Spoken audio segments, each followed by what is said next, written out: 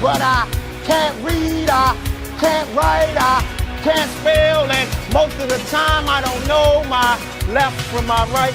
Now here's the thing about me that's a secret that most people don't know. I'm borderline retarded, and I can't read.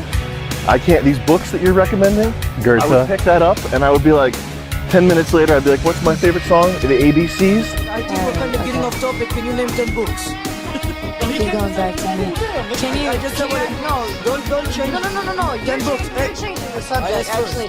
10 books. You're changing the subject, okay, actually. 3 books. Okay. Well, the Game of Thrones series, It's not a book. Twilight series. It is a book. Dress your age. Carrying a school bag on stage. What are you doing with a school bag on stage? You can't even read.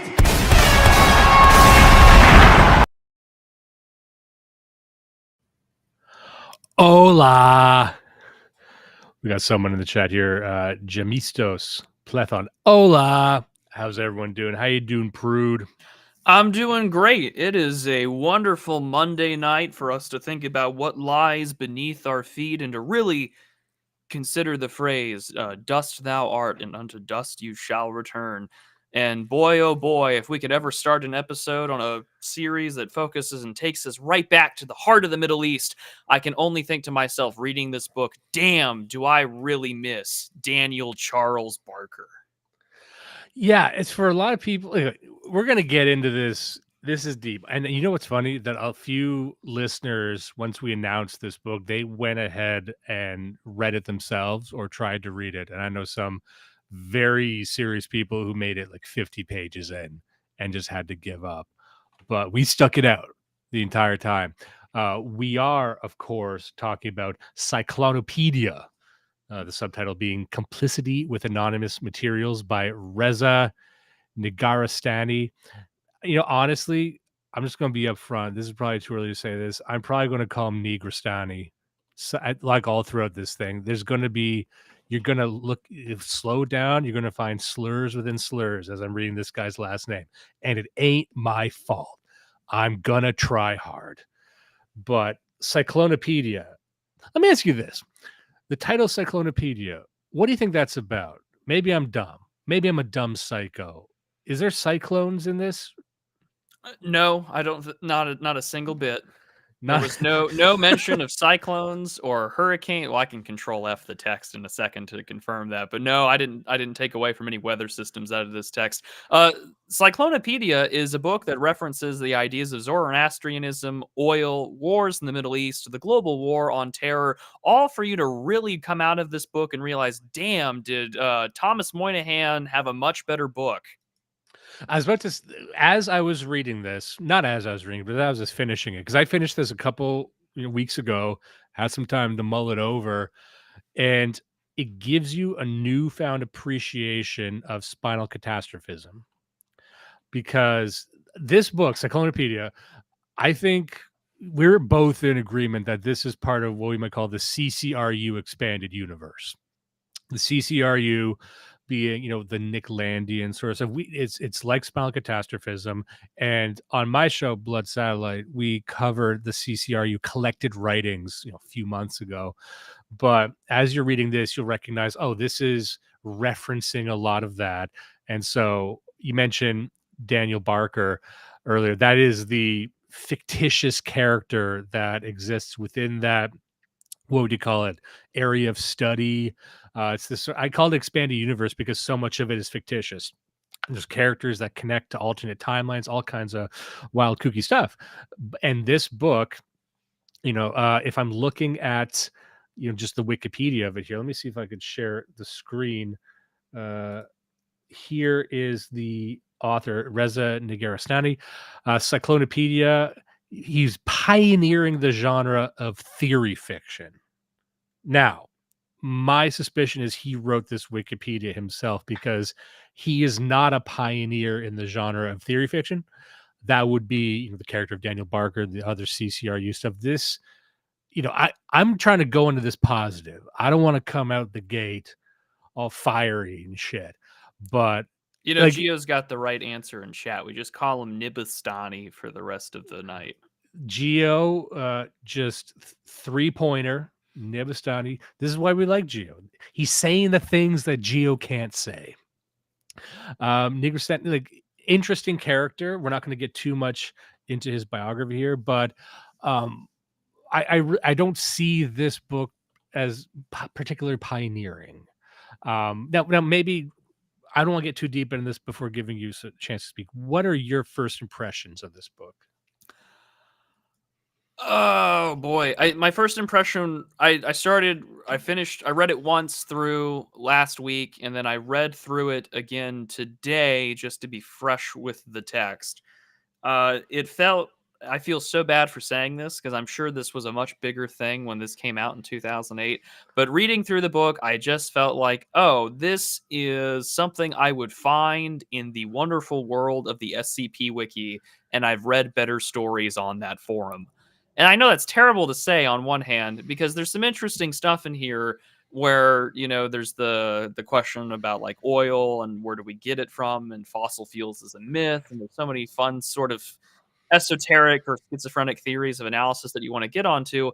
But I was incredibly frustrated with the fiction aspect of this because Yes. if we weren't already driven a little bit frustrated with the Charles Daniel Barker stuff with Moynihan and some of the CCRU stuff, this one takes it a step further to a point where it's borderline masturbatory. And I wasn't particularly a fan because the ideas that he's toying with, Zoroastrianism, war machines, and he's also playing this off of Baudrillard and being nomads, and then sort of the epicenter of sort of world religions, but also why are there always conflicts in sort of the Levant and in the Middle East and in Arabia in general? And it feels like, oh, what if I took all these cool ideas and concepts of like H.P. Lovecraft's, like the old ones, the Elder Gods, and I threw in a little bit of just like Babylonian mysticism, and then I smack dabbed right in the middle of the global war on terror as we're about to have the troop surge with Barack Obama. Like this, there's a perfect sort of formula here to create this awesome concoction of fiction and theory and just like shit that you and I would probably talk about if this book weren't written, or something that might be had said, in a That Feel When No GF documentary back when Campbot was, talking about theories and German idealism. Instead, I just get like I don't know. I wasn't unimpressed. Like he just like sort of put his dick on the table, and I was like, oh, this is not that great. Yeah, and you mentioned a couple interesting things there, and that list, that bullet point list of all the things he talks about, that's what got me into this book. And I heard it was about autonomous oil. It was about oil being alive in a sense. And I'd heard that before. That idea had been bouncing around the space. I'm like, oh, this is where it comes from.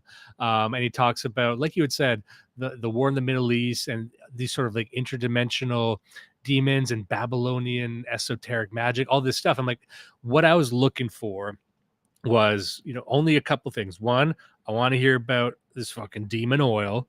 And two, I want to hear a distinct Middle Eastern perspective on all this. I wanted to hear an Eastern perspective because, we're used to apprehending these ideas with a Western mind, but I like hearing it from, Asian or Middle Eastern perspective. Like, how would that differ?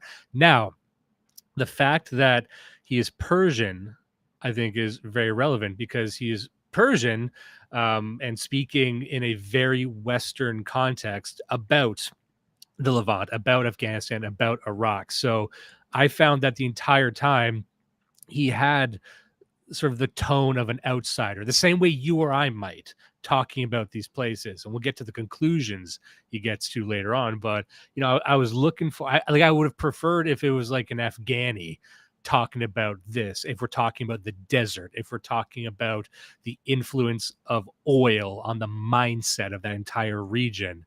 It just seemed like another Western academic for dealing with so much ancient lore and, strange numerology and magic. Well, for all intents and purposes, I would almost he's not Western. I mean, obviously he's Persian, but the way in which his academic career is and what he's still doing to this day is very Western. Like you wouldn't be doing these kind of conversations if not in the sort of art house, liberal arts university establishment places. And he has been busy. He was recently in Prague last October at the Academy of Fine Arts, and he was talking about intelligence and what that means for spirit. And he's apparently got a new book out called Intelligence and Spirit. But he's a self-described neo-rationalist. So that's another thing about this book. For as much as there is these intersections between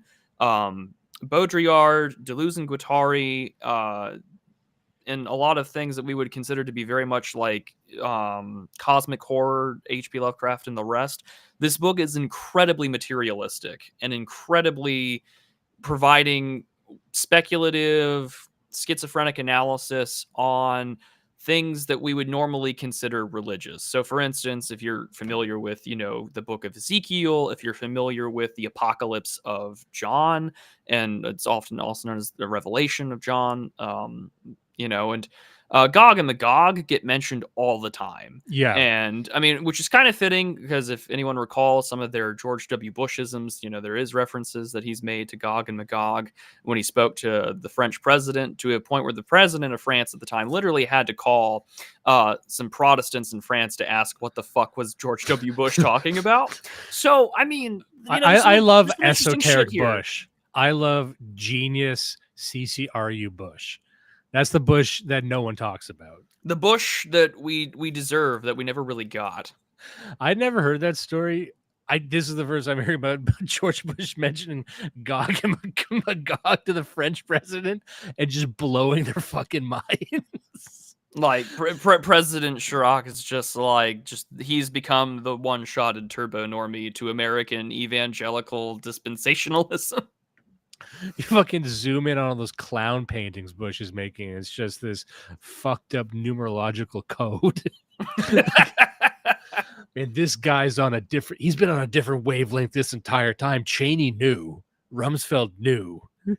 No, that presidency's gonna age like fine wine. You mark my words. All right. I wouldn't go that far. I'm gonna go that far because I don't have a firm opinion on it. It just sounds good to say. If I knew more about, if I really believed in it, I wouldn't say it. But I don't believe it, so I'm saying it. There you go. So let's talk about how this opens. The introduction, which takes quite a bit of time. This is, in my opinion, there's two fictitious aspects to this book. One, it's that it's not a book written by this author. It's a collection of essay, or it's mainly about these essays written about this other fictitious person, and then on top of that, the intro is the story of this fictitious woman. Book being published. Yeah, and this is very metafiction. Yeah, it starts off with this. I don't think I'm being ungenerous when I say a random whore, and she meets someone on internet dating site, and she's taken in by a strange profile. And then he tells her, hey, come to Egypt. And she says, okay. And then she's on a plane to Egypt. And already I hate this story. There's nothing to grab onto here. Then she's trying to track down this guy. And then she goes into a bookstore and finds a clue. And then she's following clues and going to cafes.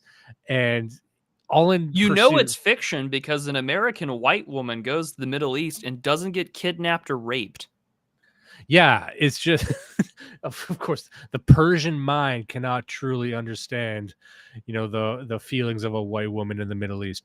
But, she ends up with this collection of essays written by this, again, fictitious individual named Dr. Hamid Parsani, who we will be discussing at length in this review, who is this rogue, renegade professor who, like the author, studied in maths, and like the author was, I guess, drummed out and pursued esoteric research into weird shit and collected a cadre of followers around him. So, what I'm trying to say is that, and this will be maybe the first thing I say about the book, again, not trying to come in too negative, but my sense is if they removed all of the fiction from this book, it would be unchanged, because really what it is, it's the author, Reza, who just wrote a bunch of stuff, and maybe he wasn't that confident in it, because this reeks of unconfidence. If you just, it's a book about another book. It's a book sort of reviewing a selection of essays from this fake professor. I'm like, just write those essays. Just fucking write your theory down. Don't do this, tricky, cute little cope where you say, that's not me. I actually found this. And then that's why it ends abruptly, because the book has no conclusion. It just fucking ends because, he went insane from a skin disease and died. I'm like, okay, I'm not following you into your world. What really happened is you don't know how to end your fucking book. What really happened is you don't know how to write a book. So you said, hey, this bitch found half a book and here it is. But you don't piss on my fucking coat and tell me it's raining. Don't give me a half-baked hunk of shit and tell me that, isn't this wild? Isn't it weird? Here, yeah, I get that's wild. Here's the thing, it's fake. We know it's fake. You didn't invent theory fiction. These are undeveloped ideas. And if I need, you gave me a fucking IKEA set and said, build it yourself. Isn't this fun? No, it's not fun. Because at least with spinal catastrophism, a motherfucker put his name on it and said, here's my ideas. But don't say, like, you can't even own your own ideas. Just fuck off. It's just pathetic. Sorry, maybe I should have saved that to the end. Maybe I'll talk myself into liking it midway through. What do you think about all that? And I thought I was going to be mean and cruel today. Man, well, plenty of things to where to begin. Like I said at the beginning, I feel like this is a SCP wiki story that I feel like has been written by better troons with more time than anything else on their hands, which is really sad because there are some really cool ideas that get fleshed out and toyed with here.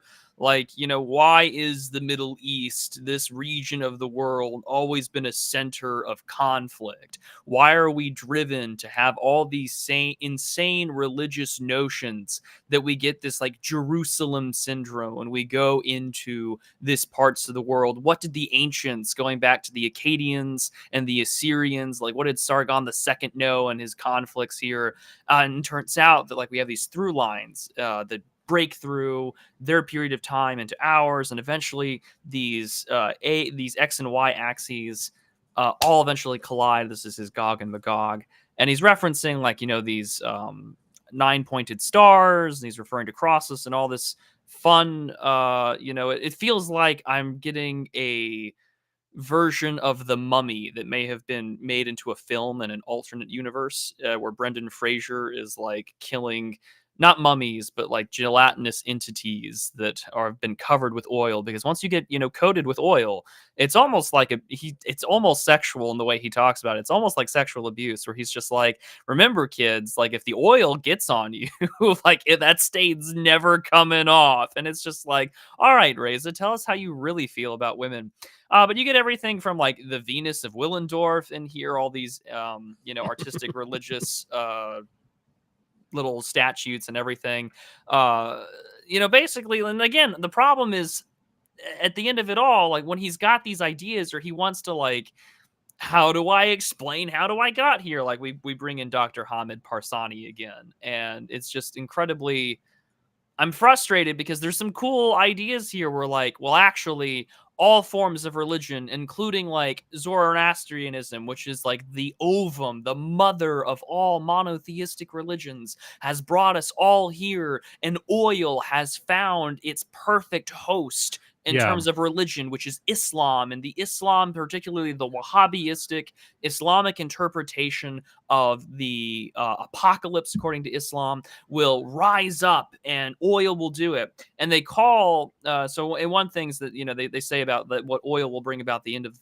our understanding of the world, or our eschaton, is an Islamic eschaton. So like these phallic structures, the idols will be destroyed. And of course, for in the Islamic eschaton, like Christ returns and he destroys all the crosses and things like that. And so, these idols are destroyed. And then, of course, oil wanting to compete with quote unquote solar capitalism, where like the rays and the heat of the sun, Earth too will burn and be its own thing.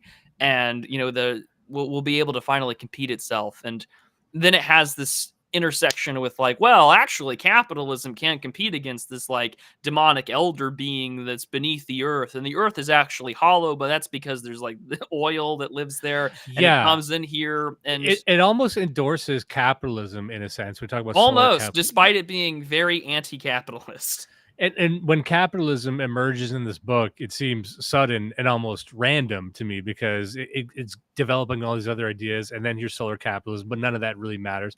And you had mentioned something very important there, which is the view of Islam. And this is why I said that his Persian heritage is extremely relevant, because I don't believe he's a Muslim. I did a bit of research. I couldn't find any evidence that he was.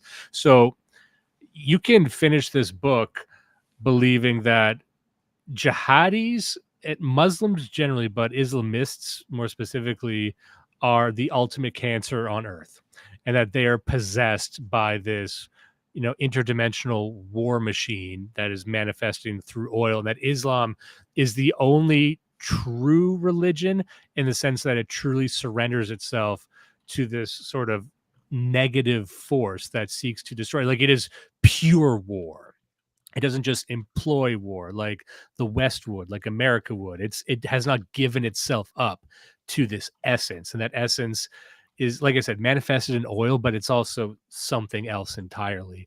And so, he makes the case that America is ill-equipped to really grapple with the Islamic threat, but only insofar that, the Muslims are like true negation given human form. And so the fact that he's not a Muslim and he doesn't seem to be terribly friendly to the region, I think that's what gave it its outsider view, in my opinion. Yeah, it has sort of I almost want to say an ex-Muslim, or to how Yarvin talks about atheists, like, you can be a Protestant atheist, you can be a Buddhist atheist, you can be a Muslim atheist. And I feel like that's what we get here, because Reza is a rationalist, or at least, claims to be one. He's very materialistic in his analysis, and based on my research of the guy when I was reading in other parts.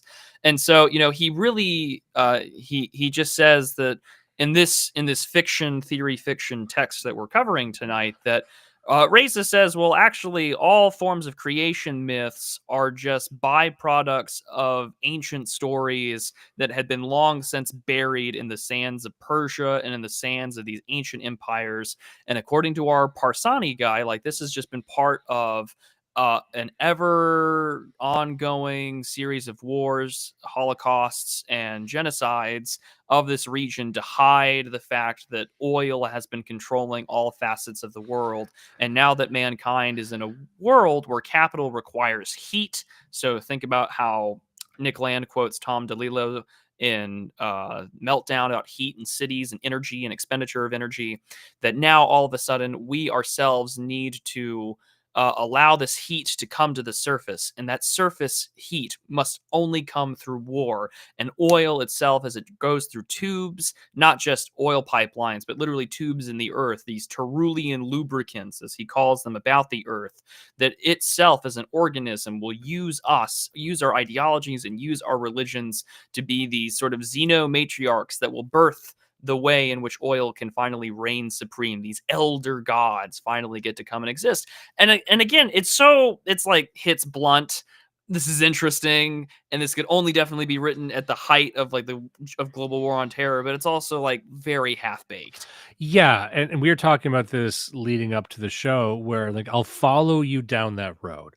Okay, oil is, I'm using this word a lot, manifestation, but it's sort of like this demonic entity that it's the lubricant for the engine of war. The engine of war is this entity unto itself.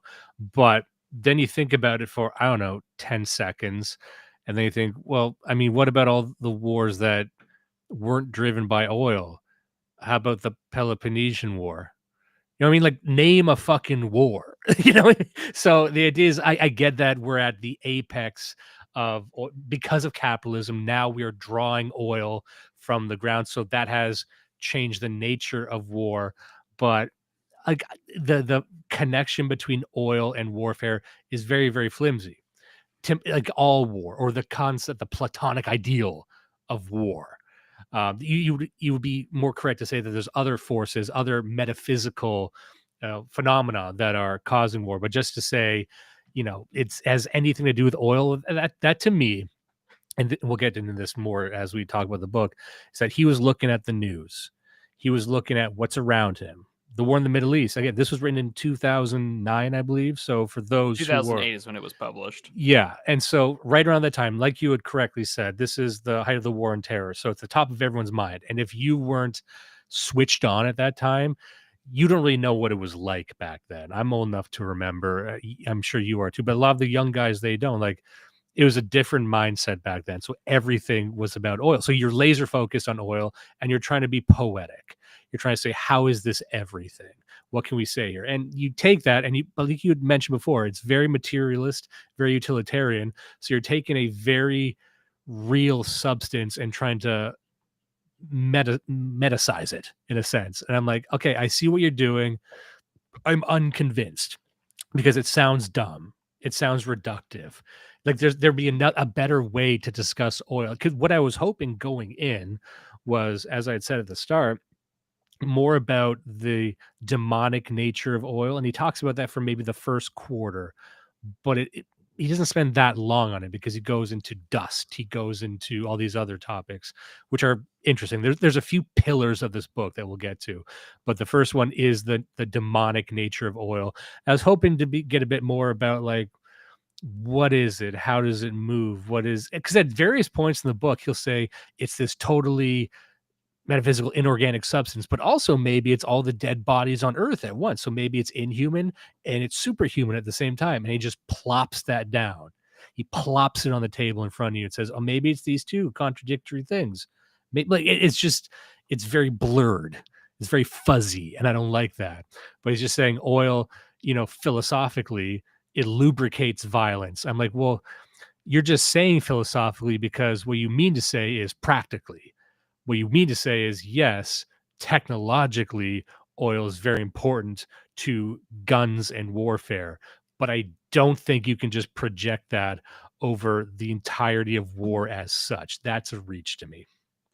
Yeah, and again, you have to be very careful because half of what he's referencing is based in theory, based in actual historical places, events, people, excavation sites, but then also it is hit so hard with fiction and this Parsani character. So basically, you have to be very careful as to where this goes and where it doesn't. So, for instance, like we talk about early on, he talks about how we have the X and Y. For him, it's the Gog and Magog that he references here, and we have to realize that our numerical understanding of the world, it has its bonds, and these connections are more than one, but not more than two. And so everything is dichotomous, and which means we have the divine, but we also have the decadence. And he does a lot of wordplay here. So, like, we have decadence as a realization, and this means that we're going to have degeneration rising and progressing from one end of this, and that also you can compare this to the Decalogue or the Ten Commandments, which are what might be seen as like perfect forms of ethics in terms of the divine, and these two will clash. And when they clash, you either get spirals, which we might see in the helix, whether that be DNA, whether that be the helix or the spirals that we see of the spiraling snakes in our medicinal symbols, or even in various forms of Western and Middle Eastern architecture. And in doing so, he says that when we have all these things based off this, like, ancient cross, the cross of Ankh, and its broken star, 9-some sorcery, it brings us to, these vertices. And this leads us to the triangle, and this is where you'll see the word trisomy a lot. We're not talking about genetic conditions, although we do not discriminate against our wonderful listeners.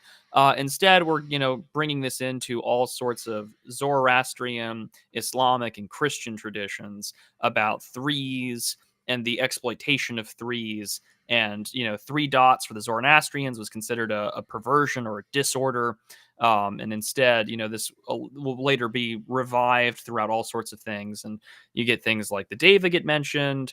You get all these other, older terms and older religions, all these older languages from the Middle East that are going to get brought up throughout here. And then, of course, any times that he doesn't know where to finish it, he's just like, Parsani's notes continue on to the next page, which have been lost. And you're just like, okay, I got it. This is how it's going to be, and this is what I'm in for. And I'm it's only like lost. 30 pages into the. I couldn't read to the edge of the torn notebook. Okay. Fun. Are you having fun? Are you having fun with like incomplete notes yet? So we've got speaking of spirals. We got the feedback spiral. This is an image in front of you for those who are listening on audio. This won't make any sense to you. There's actually no way to describe this other than a drunk corkscrew. Just to give you a sense of the type of writing in this, and I'm dropping you right in the middle here. It says a feedback spiral mobilizes and prolongs the communications of trisons, also known as political. So he's taking the word political and being cute. Units of the Middle East. Feedback spiral employ and this is probably just the copy of the book. I know you're working with the same copy. I can't tell if he's From what I looked up some other versions on there are a few YouTube reviews of this book to a degree of popularity, and they're either using the same one we are, or their copies have the same kind of crappy notes and it was purposefully published that way. I don't know. I need to get my hand on a physical copy. I cannot believe I'm gonna have to buy this book. Yeah, but I'm going to. Let's buy the book to verify that he's being this annoying with how he's writing it, with like typos on purpose. Because I think it is on purpose, because even the stuff that other people were saying and citing this is that it's written that way deliberately. So I mean, for instance, there are times in here where like the word God gets used, capital G God, but it's spelled cod, like the fish. Right, yeah, cod. The entire book, God is written as cod. So I'm like, this is on purpose, but why? Why are you doing and political, this? like, and poly, like, I mean, that's a popular way to satirize politics. And I mean, like, okay, I get what we're doing here. And it requires me to do, I guess, maybe a third read through. But I mean, to me, I feel like I'm getting a mix of, understanding the farcicalness of our own sort of like our realist world of politics. And at the same time, like, actually, no, there's something much deeper here being at play. And the things that are at play in this current, world of conflict and of abiotic oil, where that we have to understand that it's actually alive, then all of a sudden, we're now going to have to deal with those consequences. And those consequences are immanentizing an eschaton in the war that is the global war on terror. Let me just call attention to one comment here by Johnson. It says he's doing diagrammatic philosophy wrong. Let me try. The oil demiurge generated wars to advance the capital process and now fuels war itself with the goal of expanding war across the universe. Because that's not what he's saying in the book, but that would make sense to me. You know what I mean? What do you think about that? That would be more reasonable, I think. And that would be more in line with what I think he wants to make the capitalistic argument, which is that's in line with the Marxist theory that, okay, capitalism unlocked something. But when he casts it back on history and says it was always there, you are contrasting it against the fact that, well, that doesn't really make sense. You're casting modernity back through history, and it just doesn't gel. Yeah, I mean, a lot of this just it doesn't.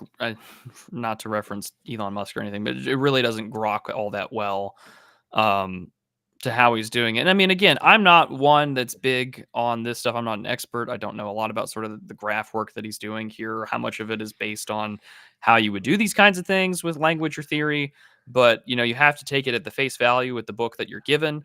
And I went along with it because half of this, I mean, if not all of it, is just completely fiction anyways. And the theory is sort of building off of the fiction, because the fiction is the narrative device in which we get to his ideas about oil, war, and Islam. And okay, so be it. I'll play it completely straight. And so for right now, that's what you've got on screen, or that's what we've been talking about. And those are the things where we see that things from the past are going to intersect to today, and things from today are going to intersect from behind in this recurring feedback loop that is eventually going to be very violent, and they will collide. Hey, 10N, I'll have what he's having. But here's the thing about Reza is that, as I said, he went to a fairly prestigious university, as far as I understand, in Iran, and he majored and focused in maths. So, that made me look at this differently. Like when you have what we're seeing in front of us here, Trison cells generating feedback spirals have had significant roles in presenting the Middle East as an alternative Earth dissident to the world's policies, and their zeal in evolving chronologically and or environmentally relevant political approach. You see where, like, I can see his math background. He likes the graphs, he likes the numerology because he likes numbers, right? And he likes the region politically because he lives there, of course.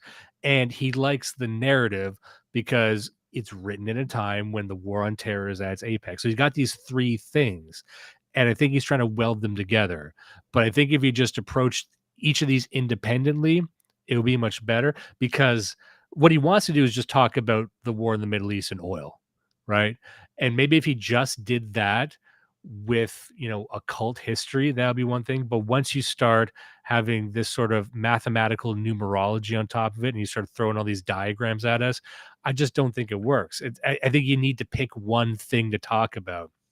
And maybe it would have even been better if he didn't even talk about oil to begin with, because second half of the book is all about like dust and decay and jihadis. Like you can kind of have a dividing line through the book about when it switches over from oil to this other thing, and then that really takes us to the end. But I'm like, and the second half of the book is where the most interesting stuff to me is. What do you think about all that? I don't think I'm going to be as harsh when it comes to how the book is broken up, because I thought that there was a pretty solid K line through all of this from the very beginning to the end. Like we're introduced to artifacts, we're introduced to this character and all of his writings, both complete and incomplete, and referencing texts and essays that don't exist. And so it's like, okay, I'm on an adventure, and I'm going to treat this like I'm on an adventure, hell or high water. And so I get everything from strange woman, online dating, strange literature that must be broken out in the mainstream because the people who are all part about this are all exiled academics from their home countries and are now starting these institutes for hyperstition and the rest. And the hyperstition thing is a whole other can of worms that we can get into, because if we're going to like bring about something via hyperstition, like the book itself is kind of like to reference other kind of like, strange theory fiction, like it's an info hazard.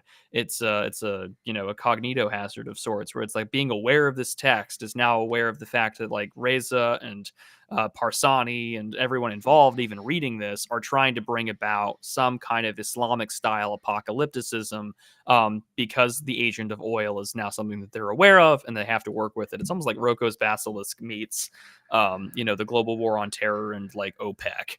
And it's a fun thing. It's fun. I there's some things I can look about this, be like, oh, that's interesting. Oh, that's clever.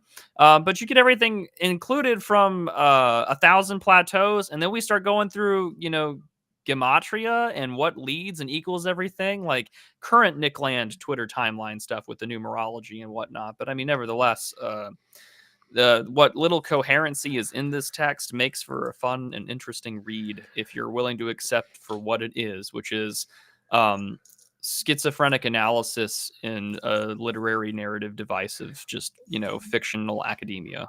And I think now is a good time to just read a few bits from this that really set up the book. And this is from the introduction, but it'll give you a sense of the writing style, and it really frames the entire story like a film. So it says 11, and this is from the perspective of the young woman who's doing a travel log of going after this random guy she met on Tinder who was autistic enough to gain her interest. This is 11 March 2004. Somewhere amidst the fog of the net, behind a seemingly forgotten website, in Hyperstition's password-protected laboratory, a location for exploring a diverse range of subjects from the occult to fictional quantities, from war machines to bacterial archaeology. Actually, this isn't the girl part. This is a bit later on.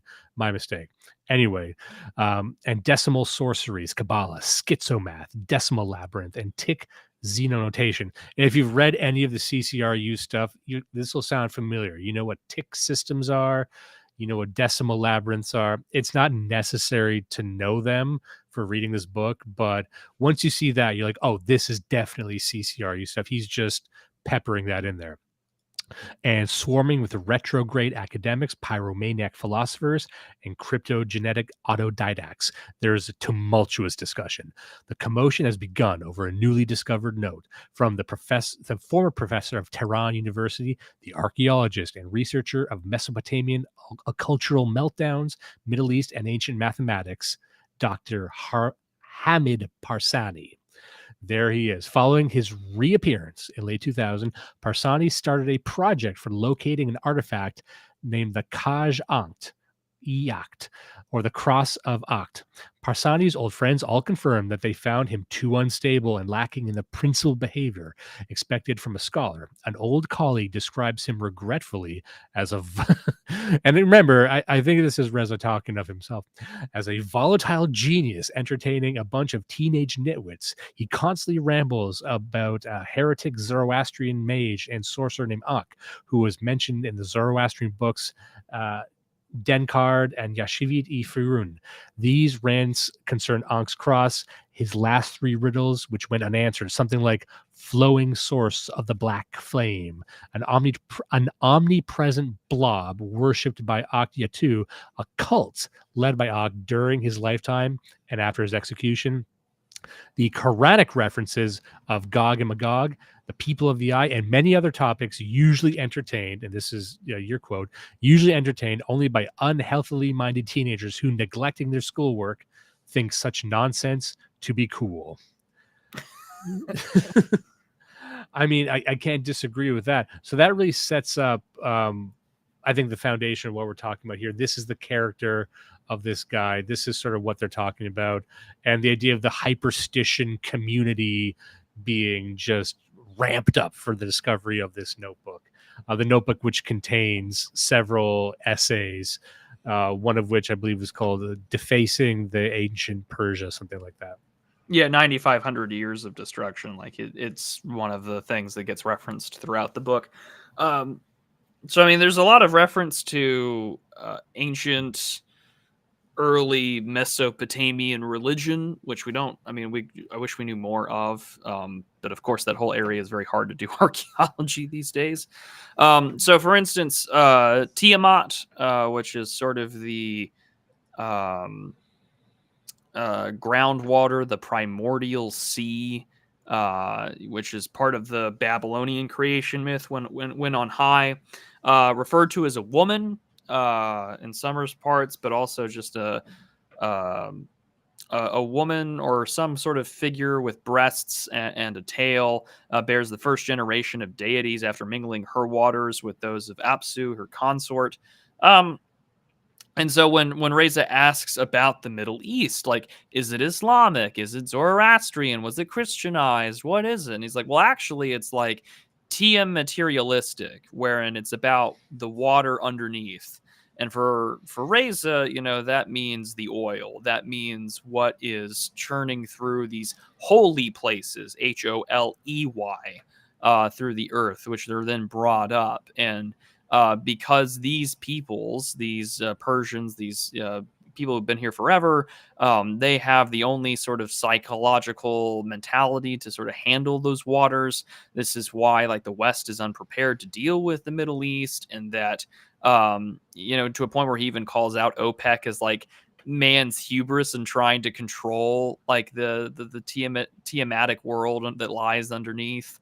And so it's like, okay, this is where we're at. I'm fine with it. I can roll with it. But like, if you don't know anything, or if you're not willing to do like even a brief cursory search of various deities of, the Akkadian times or the Assyrian Empire, we also get references to golems, but not just in like the Jewish sense, but like we have these war machines, and these war machines are everything from the Lamassu, which were those man-headed bulls with wings, and the that were part of like Assyrian religious and other forms of sculpture and iconography. And it's like, okay, this is what we're dealing with, and this is the kind of world that exists in.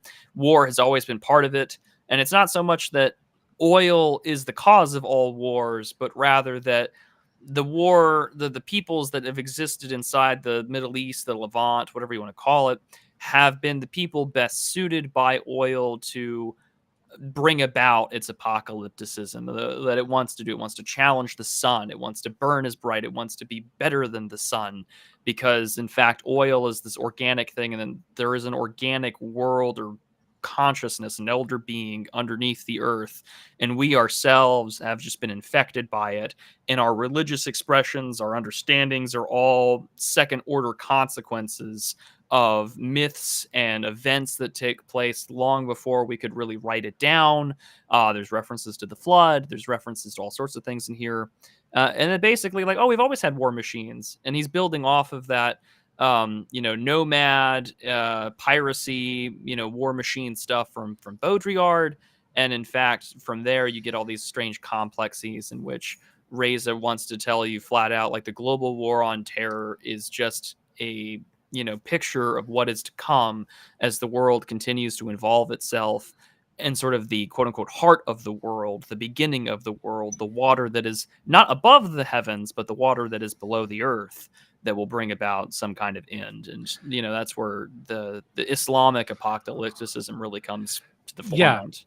And the part I like about the book, and this might be me auto completing it, but if I had to think of the main thematic arc of the book, it's sort of like it's about entropy. When he talks about dust, when he talks about decay, when he talks about, like you said, holy space. And like he talks about not only holes in the ground, but also plot holes as these incursions of this sort of war machine essence, that the earth itself, and correct me if this paraphrasing is incorrect, but the earth itself is a battleground. He said, like, what was it? Again, paraphrasing, but matter attracts antimatter, or that being attracts anti-being. It wants to pierce it. It wants to move within it and tear it apart and inhabit it. So there's this sense that like holes manifest as through some other dimension. So and he talks about plot holes, right? You or I might think of, and this is convenient to this book, I'm sure, but plot hole is something of an oversight by the author. But no, a plot hole is something ontological. Plot hole is something you can get lost in. It's almost like another dimension piercing through the story, like a lapse in logic or something, but it's something else. It's like a knot, it's like a Gordian knot arriving from some other place. And Holy Space, of course, is a reference to the Holy Rusted Metal Batman line from Batman Forever. Holy Space, it's the space of a hole. It is what it sounds like when you dig a hole.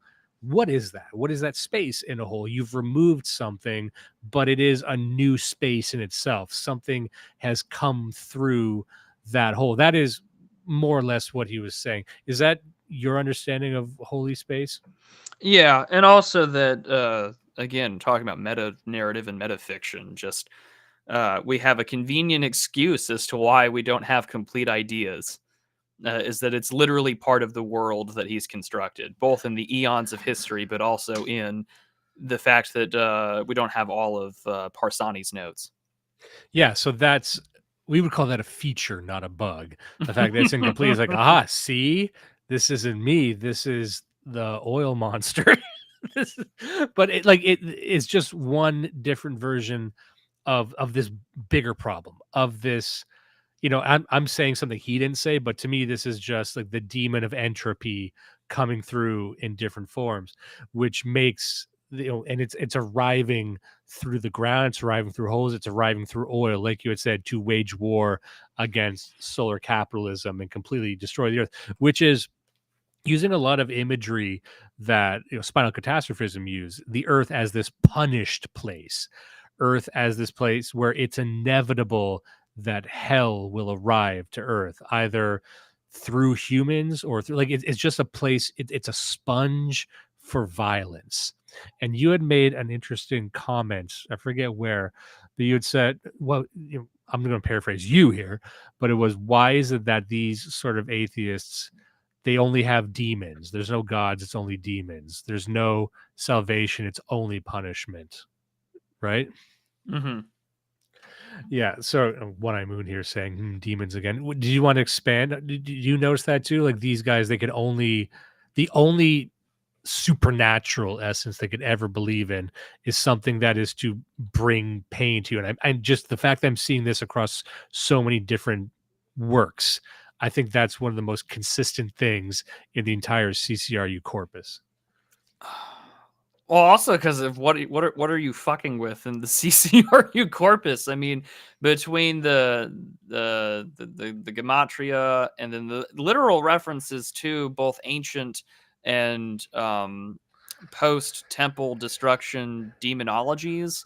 I mean, that's sort of what gets played with the most. And at the end of the book, you get just a huge list of glossary terms, which all have their numbers, which all have some explanation as to how they got here. What is Babylon? It's the former gate to the outside in the Middle East. We're talking about everything that could come from there, and what does that mean with these numbers specifically? And really, that's a big part of all of this included. I'm not too brought up on it other than like this is what we're referencing here. But also, I mean, if you're working primarily with, say, Abrahamic religions, and you're working within the conceptualization of both, say, Christianity, but more specifically in this instance about the book Islam, we have, of course, we're referencing, what they would call demons. And I hate to reference a lot of Twitter stuff, but like the whole discussion of like being jinn brained, with Road, or the djinn or genie, where we get that word. Like there's a lot of that in here wherein. Could you explain that a little bit? By the way, before I forget, Oh, sure. User let's- B had mentioned the theme of this book is ginflation. Yeah, do not research, by the way. We don't want that to happen. do not go in there. Yeah, don't go in there. Don't talk about Jin brain or anything like that. So I mean, I think the concept itself basically more or less got popularized by Kunli Drupka on Twitter, who's a great satirist in a lot of ways. He says a lot of people are unable to understand processes in terms of anything other than being because of motivated agency. Bad things happen because they're the work of a malevolent spirit or a jinn, a type of jinn brain where they literally cannot understand complex systems. And so it's the sort of contemporary, like, there are evolving decentralized systems or complex systems that allow for all these things to happen versus the, brown mid IQ brain range of like, oh, a jinn did it, a genie did it. And it's sort of this idea that there's always a malevolent actor that's happening in here. And for this book, like you could say like, well, actually, this kind of is the epitome of a jinn brained idea, wherein there is an elder being underneath the earth, which is oil, which is infected of people that have been part of Persia since like time immemorial, since the creation of the earth. And we can examine this through all the religions that have spawned out of it, from early Mesopotamian religions to Zoroastrianism to Islam today, and all of them are infected. There's this like germ line that has infected man's understanding and consciousness, and it's actually because there is this being that's doing it. So in this case, even in Islam, like what are jinn? Demons. There are these things in which we should, you should avoid and not make deals with, and the rest. And so, but the one that is the ultimate thing that has created the world that we know is, of course, the oil and the being underneath the earth. Yeah, and to be clear, this being is war. In so many words, that's where war comes from. And of course, we would interpret that as saying, of course, it's accelerated now due to oil, or we might say that it was a new type of war was introduced through oil, but it would say that no, it's the same force, it's the same demonic force creating war that also feeds upon itself. It's this Ouroboros of war, which hopefully we'll get to in a little bit. He goes into a bit more detail on that, but let me just make sure I read some more from the book, because I think to do it justice and to steelman his position, I think we need to get a bit more of this. So on front of us, we have the Cross of Ankh. He says the Cross of Ankh has frequently been referred to as the broken star, the starhead, or the black sunflower. In his notes, Parsani personifies the cross of Ankh as an inorganic demon, a sentient relic with the ability to numerically grasp all the undercurrents and inconsistent events of the earth as modes of narration. And you're seeing the introduction of narration and plot holes and things like that. It can narrate the plot holes of every planetary scenario, from textual narrations to global political narrations, Parsani writes. Idolized by Hamid Parsani as a supreme narration lube, the Cross of Ankh delineates the activities of ontogenesis of global dynamics according to the lubricating chemistry of oil or petroleum, i.e., it grasps all narrations of the earth through oil.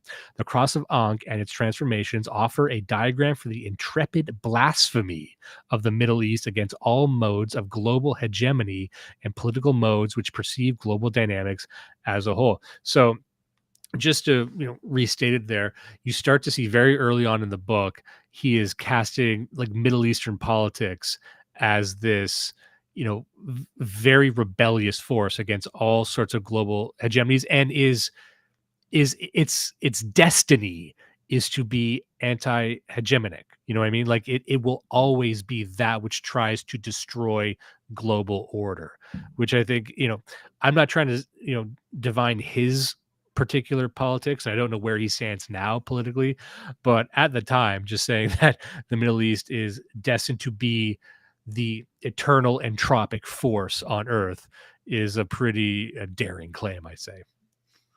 Goes pretty hard though. I'm not gonna lie. It's a fun narrative complex to use, that we have an outsider here that's going to bring about all of the end. Yeah, sorry, I'm just reading some notes here. So, just to move on to the oil part here, I'm jumping to page 33. And if you have any other parts you'd like to focus on, I can pass I it do, but it starts at page 84, so you go ahead. All right, so going here, it says, according to the classic theory of fossil fuels, excluding Thomas Gould's theory of the deep hot biosphere, and we don't talk a lot about that in the book, but there's this theory, there's the fossil fuel non-renewable resource theory, which is that there's a limited amount of oil. It's from dinosaur bones. It's from dead organic material, not just dinosaur bones, but dead organic material. And we're going to run out one day. We will reach peak oil, and then it's all over. There is the counter theory, and I believe this is the deep hot biosphere, which is that we don't know what forces in the earth create oil. It could be just a renewable substance. We don't actually know that much about what goes on beneath the surface. So it could just be a thing the planet does. So we're not going to debate that, but I'm friendly to that theory. It says petroleum was formed as a tellurian entity under unimaginable pressure and heat in the absence of oxygen and between the strata in absolute isolation. A typical Freudian Oedipal case. Then petroleum's Hadean formation developed a satanic sentience. Because I made a point, I'm like, I can't remember if he outright uses the word Satanism in the book, but now I'm reminded that he does. The satanic sentience through the politics of in-between, which inevitably wells up through the God complex deposited in the strata to the surface, envenomed by the totalitarian logic of the tetragrammaton, yet chemically and morphologically depraving and traumatizing divine logic. Petroleum's autonomous line of emergence is twisted beyond recognition. So you see, when we talk about oil, we're not just talking about this dark substance. We really do mean petroleum. And so just moving on to 34, I just want to sort of underscore some of the ideas that we were talking about before. And so at the top of the page, you see here the desert of, he means the desert of God, but all throughout the book, you see Cod and then God used interchangeably with seemingly no rhyme or reason. So he says, monotheism in its ultimate scenario is the call for the desert, the monopolistic abode of the divine. In the end, everything must be leveled to fulfill the omnipotence and oneness of the divine.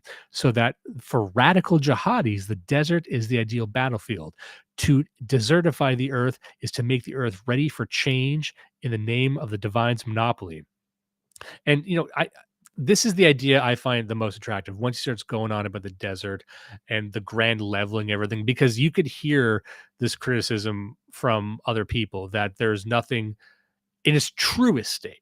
And we are talking about Charles Cochrane recently. We were talking about this book, The Disenchantment of the World, and the Germanization of early medieval Christianity. There's this idea that in its truest Eastern form, Christianity was an individualizing, relationship with the hereafter. And it's only through its introduction to Europe that it takes on what I would argue is the Europeanized Christian form that we all know. We actually don't engage with Christianity the same way the ancients would have. It's this other thing that is so codified with European culture and folk ways and saints and everything else. And then comes Protestantism and then all that. So it might be true to say that in its truest form, it should be stripping the material, all forms of materialism, all forms of ritual from life. And so I can kind of see where he's coming from, the monotheism, Islam being the example, but maybe the most pure form of Christianity would be just leveling of fucking everything. Right. And then in his view, Islam is the only one that actually does that, which is why it's, in his mind, maybe the only actual religion, the only real monotheism. It says, so that the desert is the ideal battlefield.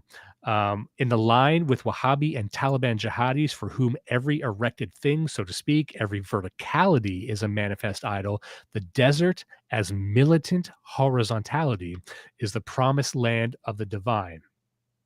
They want God, but what they get is Tellurian Omega, the incinerating immanence with the sun and the earth's core assembled on the axis, which knows nothing of authoritarian divine and monopolistic convergence, the hell engineering access of the earth.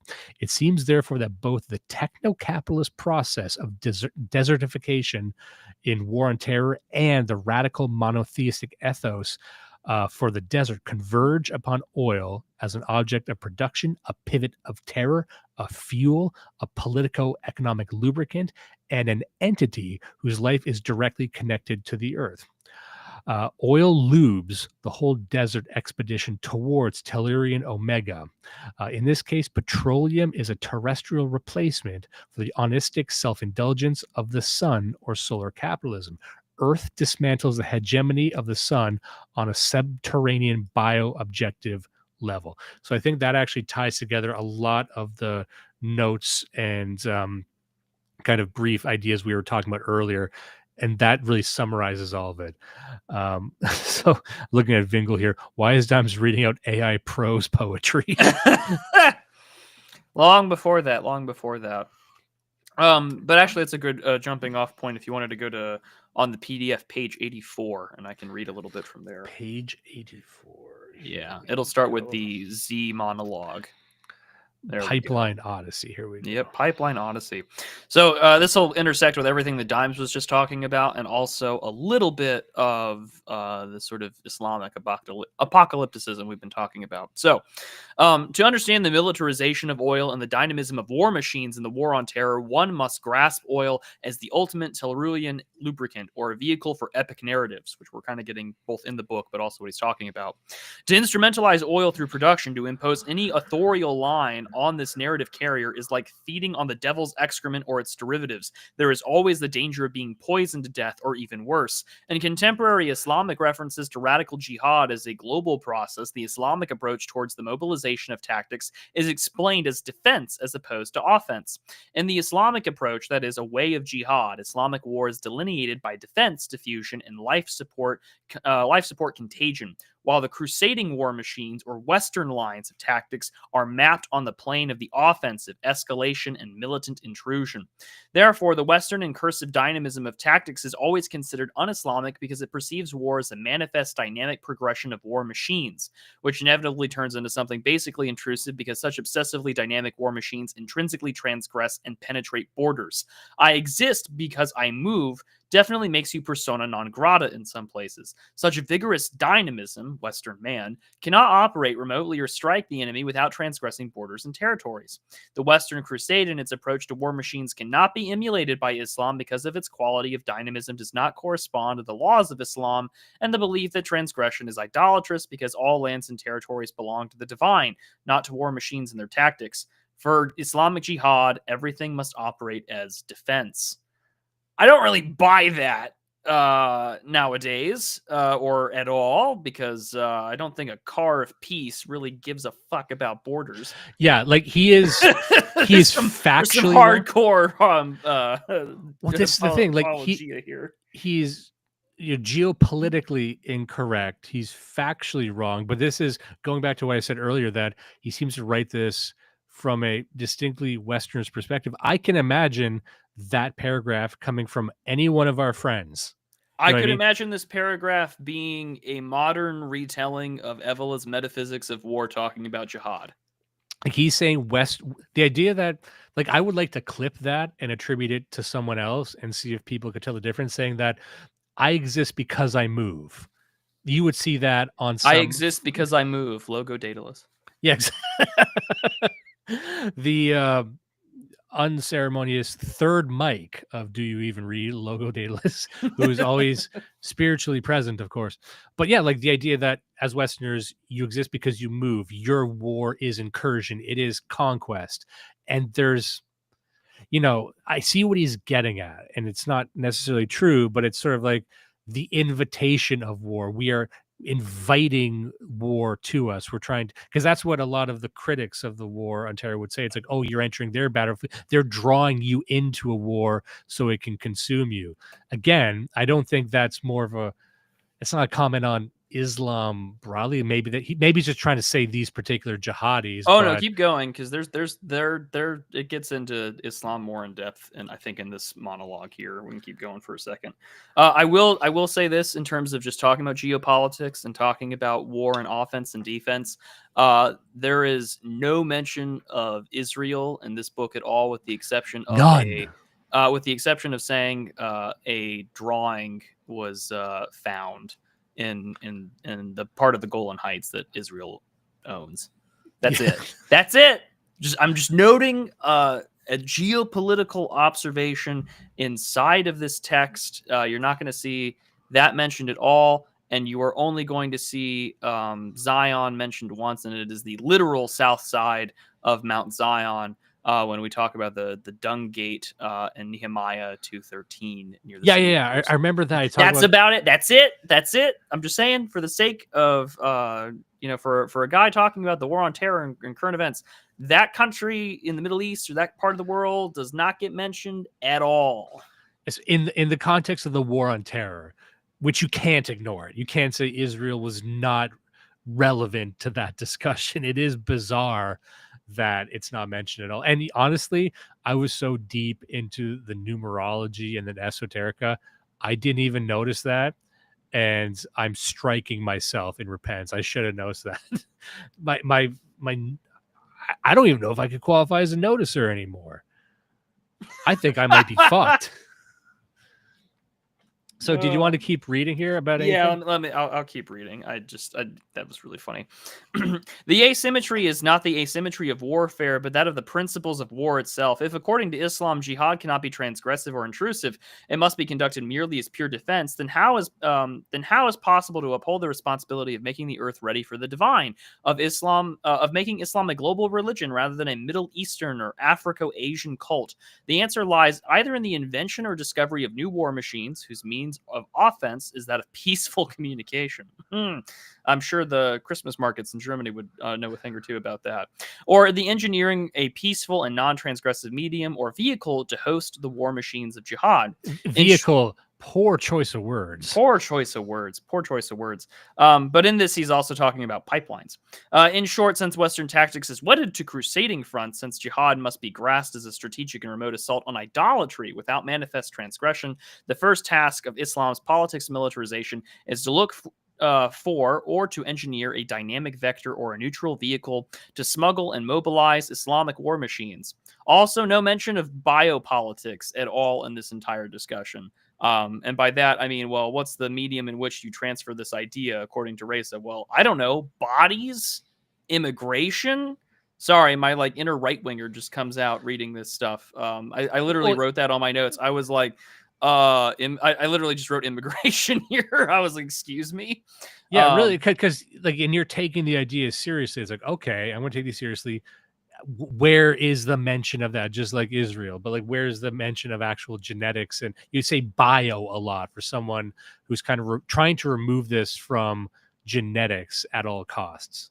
Yeah, so I'll just go down here for a second. Since tactics is dynamism or mode of movement, belongs to war machines rather than to the divine, is connected to human logistics or line of command, jihad can only use a platform of movement which transports war machines naturally, or to be exact, through a property of the divine. There is nothing more appropriate and more relevant here than oil.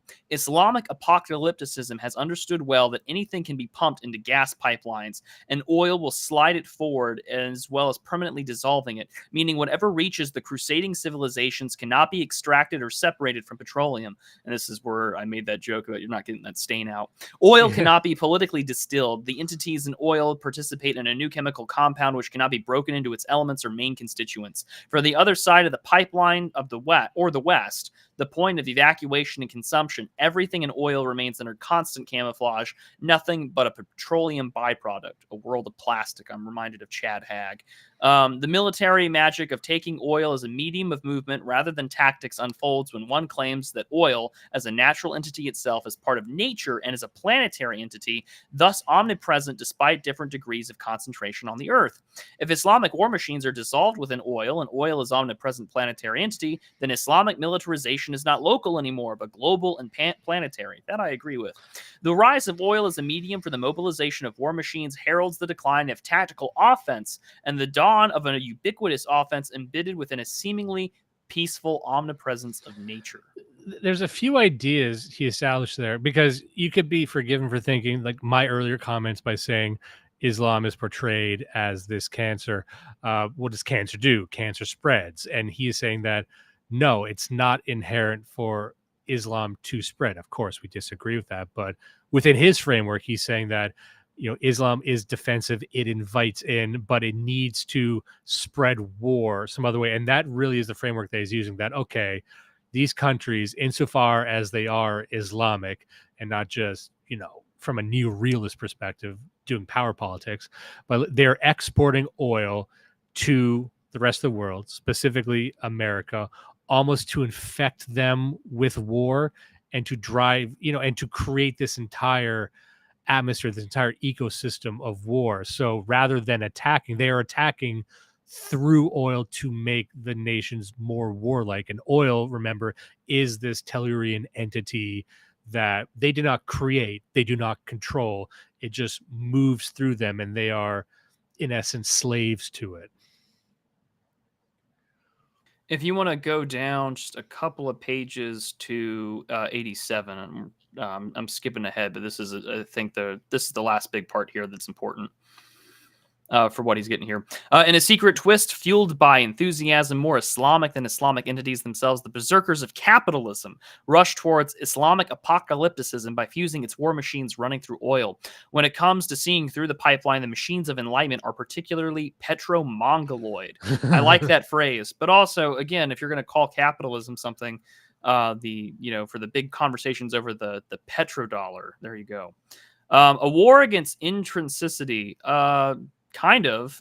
There's almost this blending of the Kierkegaardian idea of the leveling, but it's done through a very Islamic lens in which oil is the medium that will permeate and penetrate all things, and that is by which this Islamic understanding of the world will permeate through all things. And by that, really, we're doing the work of oil.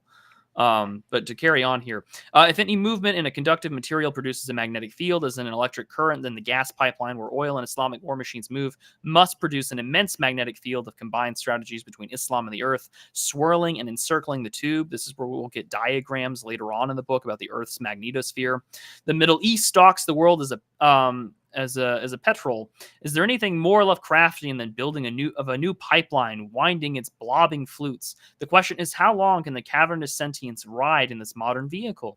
Thomas Cole's Gold's theory of deep, hot biosphere suggests that petroleum is not a fossil fuel, that oil has its origin in the natural gas flows which feed on bacteria living in the bowels of the earth. And this is what we were getting at earlier. Yeah, oil is alive.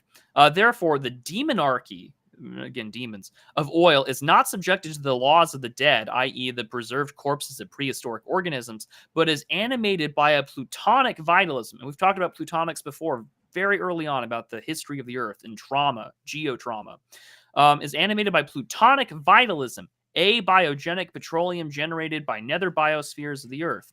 Petroleum surfaces of primordial origins, thus it is not of the earth, but of the outside, planted here as a xenochemical.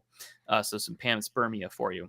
Oil is produced by plutonic forces and neither by the biosphere, rather than from the decomposition of fossils and organic body counts. Consequently, oil is far more substantial and follows a different autonomous logic of planetary distribution.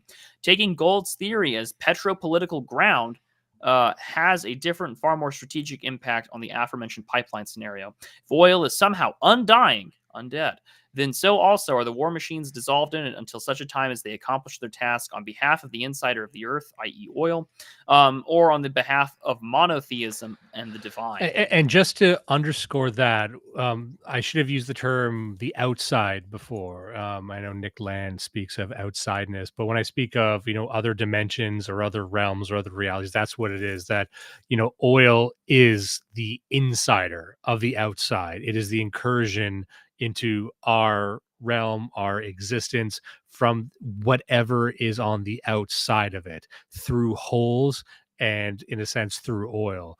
And so it is kind of the dead, but what does that actually mean? You know what I mean? So it's not literal. I think that's what will help people understand it, that you need to look at this way more philosophically and poetically. Like, what is death? It's death and war manifest. Where does that come from?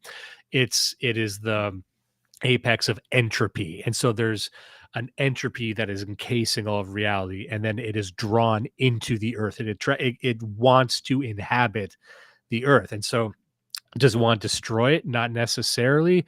Does it want to consume it? Maybe as a consequence, but it's more just matter attracting antimatter, and then what intelligences lurk in that. And I don't love his references to Lovecraft. In fact, I might have to be done with Lovecraft for a long time, just because people throw it in like hot sauce. Oh, I mean, Abdul al-Hazred comes up several times in this book.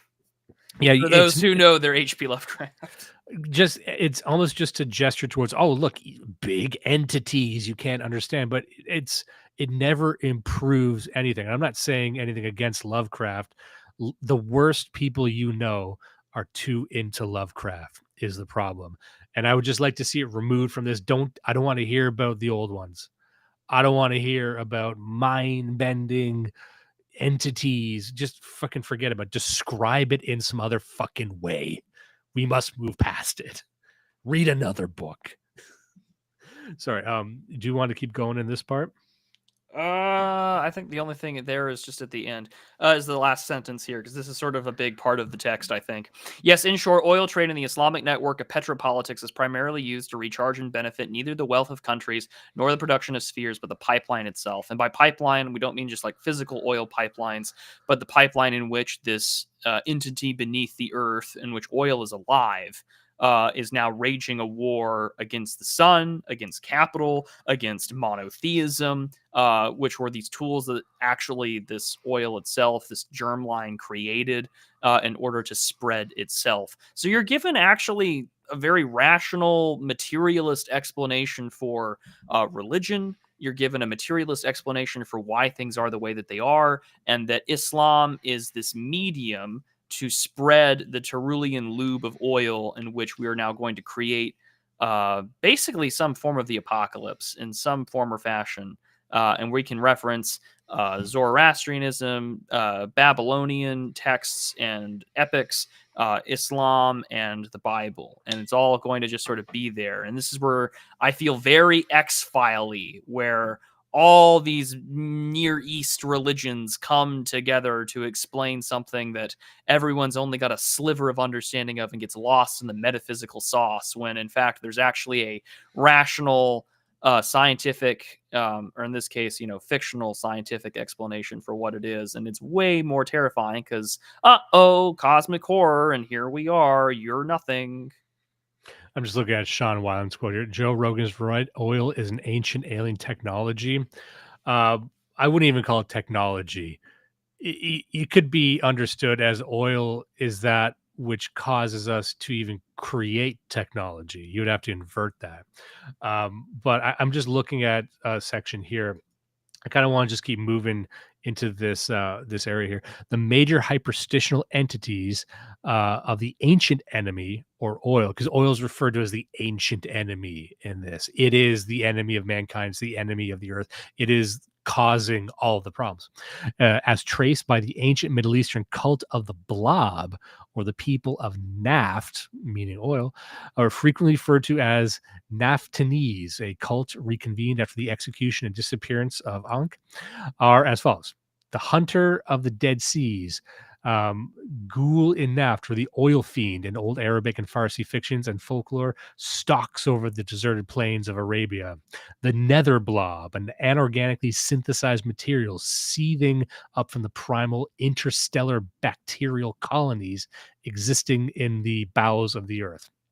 Once again, referencing the deep hot biosphere. According to Gold, since oil is anorganically produced by existing bacteria inside the earth, oil reservoirs are to some extent renewable, perhaps even inexhaustible. The Black Corpse of the Sun is number 4. Parsani's later occultural, archaeological, and theoretical notes elaborately follow the abstract diagram of petroleum as a broken star, a broken decagon with triangles arranged on its sides. Parsini insists that oil, or the Tellurian pest worshipped by the Act and is called, can be grasped numerically on the economic plane. An autonomous chemical weapon belonging to Earth as both a sentient entity and an event. Petroleum poisons capital with absolute madness, is what he says. A planetary plague bleeding into economies mobilized by the technological singularities of advanced civilizations. Hydrocarbon corpse juice, a post-apocalyptic entity composed of organic corpses flattened, piled up, and liquidated in sedimentary basins. Geologists suggest that if a high sedimentation rate preserves organic material, a catastrophic sedimentation rate would uproot, kill, and bury organic material. He's trying to just like all the different interpretations of what oil actually is. Number 8, Gaia's aromatic juice. Refuses to elaborate.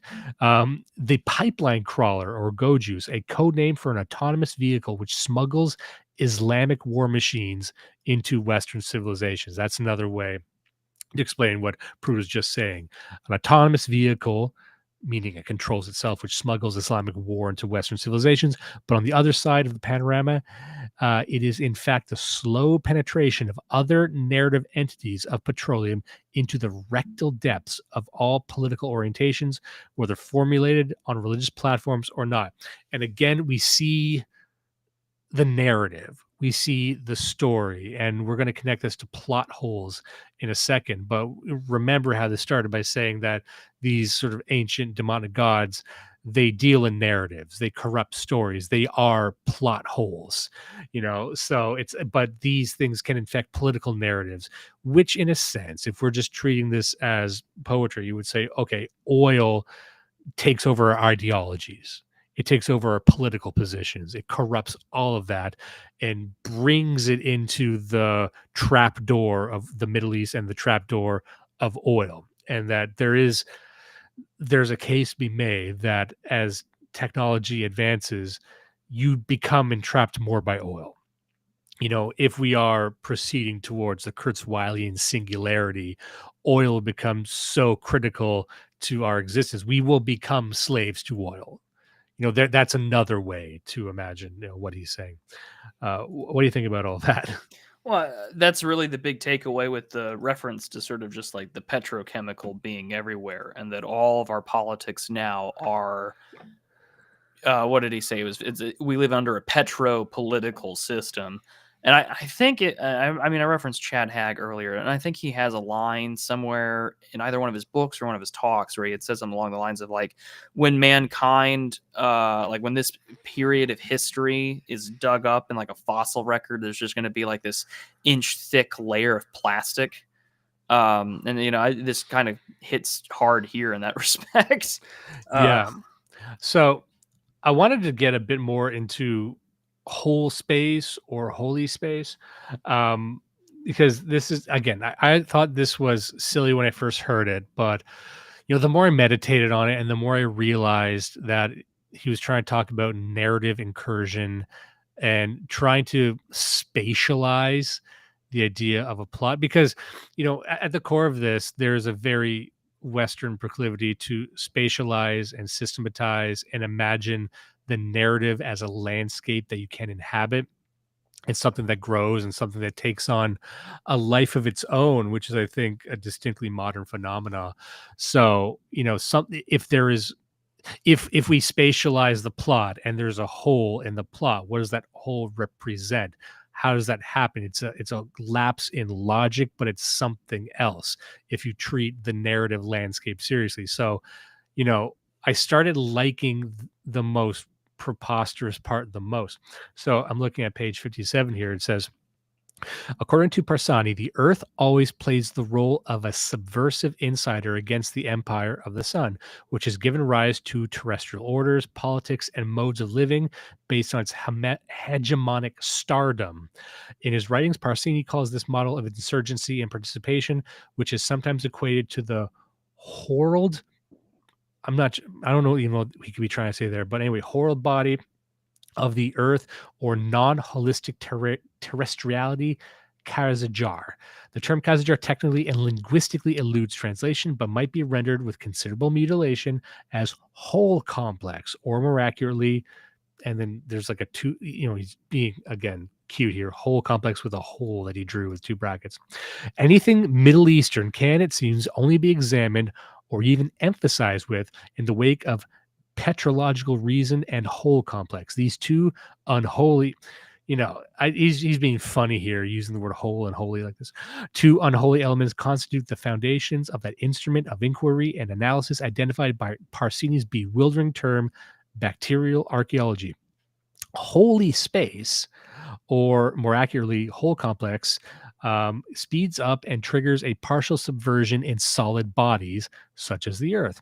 It unfolds wholes as ambiguous entities, oscillating between surface and depth within solid matrices, fundamentally corrupting the latter's consolidation and wholeness through perforations and terminal porosities. So again, this is what we were saying before. This idea is introducing that, it's attracted to solid, it's attracted to hegemony, the hegemonic nature of our world as a perfect, unified material plane. It wants to intrude on that.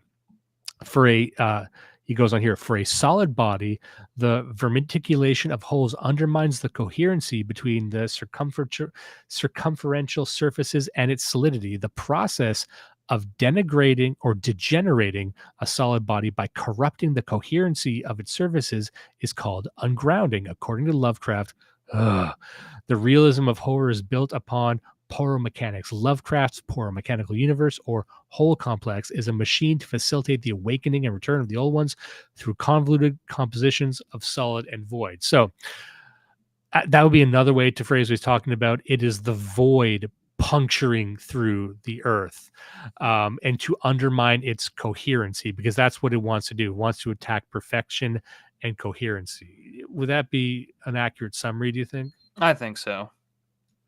Yeah, and so continuing on here, just to make sure I have everything here. Here we go. Just going a bit more to holy space. Holy space is nothing but a composition of solid and void. Because what is a whole, right? What is imagine Reza staring at a hole. That's what I would chuckle to myself, imagining, how did you come up with this? Well, you probably looked at a hole and said, this hole was made for me. This hole,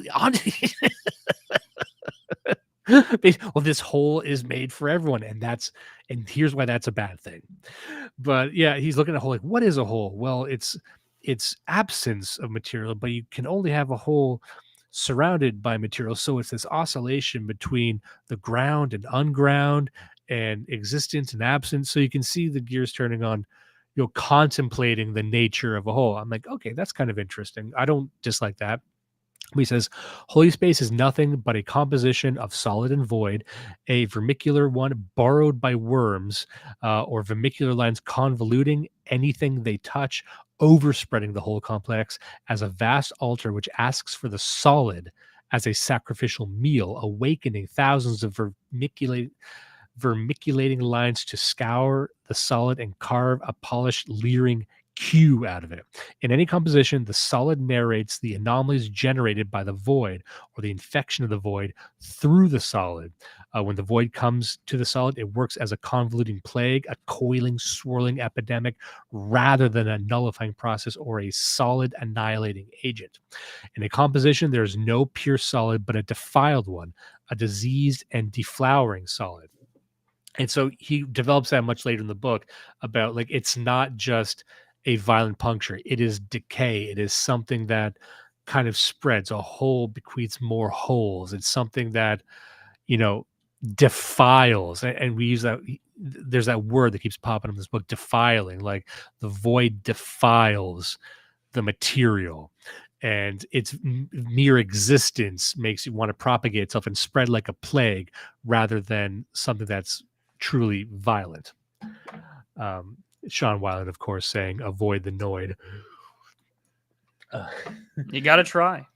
You got to try. Really, if there was one sentence that I feel like kind of explains the big gist of the book, it's going to just be on 186. I'm just going to read it here real quick. He's referencing Parsani. Squirming its way into ever more convoluted coils, the Middle East develops a life form of its own by which any standards must be admitted as a peculiar Middle Eastern response to these three ancient enigmas. By casting creation aside, this life form builds worlds and corpses more efficiently than God. And this is what we're referring to with the oil. Those three enigmas, of course, are as follows: the degeneration of the whole and the absence of a complete erasure or destruction, referred to as poromechanics or the whole complex; petrological reason and the geopolitics of petropolitical undercurrents, referred to as the Tyrolean lube, oil.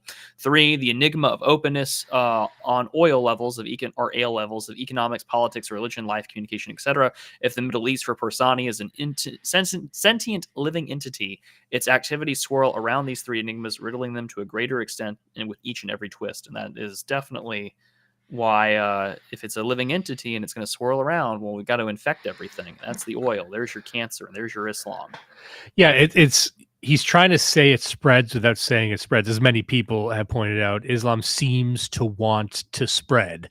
So to say that jihad is all about defense, well, he just says it's defense, not even invitation, but they had to create a new way to wage war.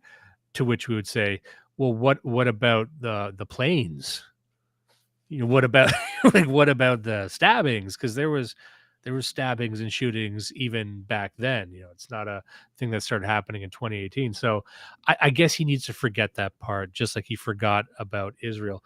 But like I said, what I liked about this was like a psychoanalyzation of the Middle East as one coherent region. Maybe that's where it gets it wrong, honestly, that I don't think he gets granular with the politics, and I don't think he really gets that granular with the different sects of Islam. And I think you need to, but he speaks about the Middle East like a Westerner, just as this one, hegemonic block, and it's not. And so that's always in the back of my mind, saying that like all these Muslims are just kind of possessed by the same demon. Like, I don't know, that betrays a lack of complexity and understanding. Of course, he's from the region, but like I said, he paints with too broad a brush when he's talking about these forms of politics, and also that, he's also painting a really, really broad brush for what most Muslim orthodoxies, I mean, it varies sect by sect, but I mean, like the broad strokes of Islamic like end times and the end of the world, their version of Judgment Day where everyone comes back and that gets skipped over everywhere. Basically, just simply we're getting instead a sort of accelerationist immanentization of the eschaton, and we're not, and he's like, he's talking about idols and being brought down, and it's like, okay, yes, the world of Islam is incredibly iconoclastic in all forms of imagery, idols, statuary, etc. And hence their own, calligraphic and written traditions, and their own artwork that doesn't depict anything unless it's with the word that comes from their own scripture. And yet, for him, at least in this text, it's like, well, in this case, like, well, that's all being destroyed, but that's already happening now. Like in the end times, like I mentioned earlier, it's like, well, I mean, like the crosses get destroyed, all idols and all non-religions that don't follow Allah and the messenger Muhammad is prophet, that all gets destroyed. But instead, we're kind of just, shifting it over just to sort of apply to our contemporary geopolitical moment, circa late 2007. Which, I mean, you can't separate that at all from this text. Like, it doesn't read as well now because we're not talking about the Middle East as much. When we talk about maybe oil or pipelines, what are we talking about? Well, we're talking about Eastern Europe. We're talking about Ukraine. We're talking about Nord Stream. We're not really as invested as we are as we could in this case. And even if you were to tell me that, like, this is a defensive structure and the entities around here trying to compete against gods or to compete against the sun, well, they're too busy just, I don't know, killing each other in Syria right now to really make this a compelling argument for me. Oh, and also before I forget, every episode we do has some linguistic artifact. I think Tellurian lube is going to be the one from this. People That's have fun true. with their spines. They have fun with their Oedipal complexes and whatnot. You gotta lube up your spine with the Tellurian lube. Imagine someone who only watched this show. There's no other thing they watch. So I'm going to give people like a shotgun blast of weird stuff. I'm trying to stay on the holy space idea. Yeah, go ahead. And admittedly, in reading this book and extracting notes and really reorganizing the notes in advance of the show, I found a new appreciation for the ideas. I didn't hate it as much as I thought. Once I could, strip some of the stuff away, and sometimes ideas are developed later on and they're referenced all over the place. But if you stack them up, you see the coherent through line, and you're like, okay, I can do something with that. Although Johnson in the chat made a good point, you could debate this central theory that does the void attack the solid or does the solid attack the void? Is it possible to recast this relationship where our hegemonic unity of our universe is actually an incursion into the void? That's one way to look at it. And is space itself, is deep space also attacking the void? Does that exist outside of this universe entirely? So I think there's a way to invert this, and that to me is almost more interesting because there's an underlying negativity in a lot of this CCRU stuff where, of course, the dominant force is punishment and torture and entropy, but I find it more interesting and maybe even illuminating to say that, this would necessarily be the more religious and Christian angle, that it is the mind of God, it is logos that is spreading throughout. Well, I think Reza makes his to answer the chatter's question. I feel as if Reza makes it kind of very clear to what affects what directly. I don't know if you can flip it, but this is the argument Reza makes. It's on page 189 if you want to go to it. I think this is a fun little, you want to talk about holy spaces and holes in general. This is where you can also jump off from here. I do want to talk about holes. Who doesn't? Bottom of page 189. That last paragraph. There you go. Is this the one I'm thinking of? Or am I... no, it's going to be... no, 188. Bottom of 188, sorry. There you go. So there, we'll read here.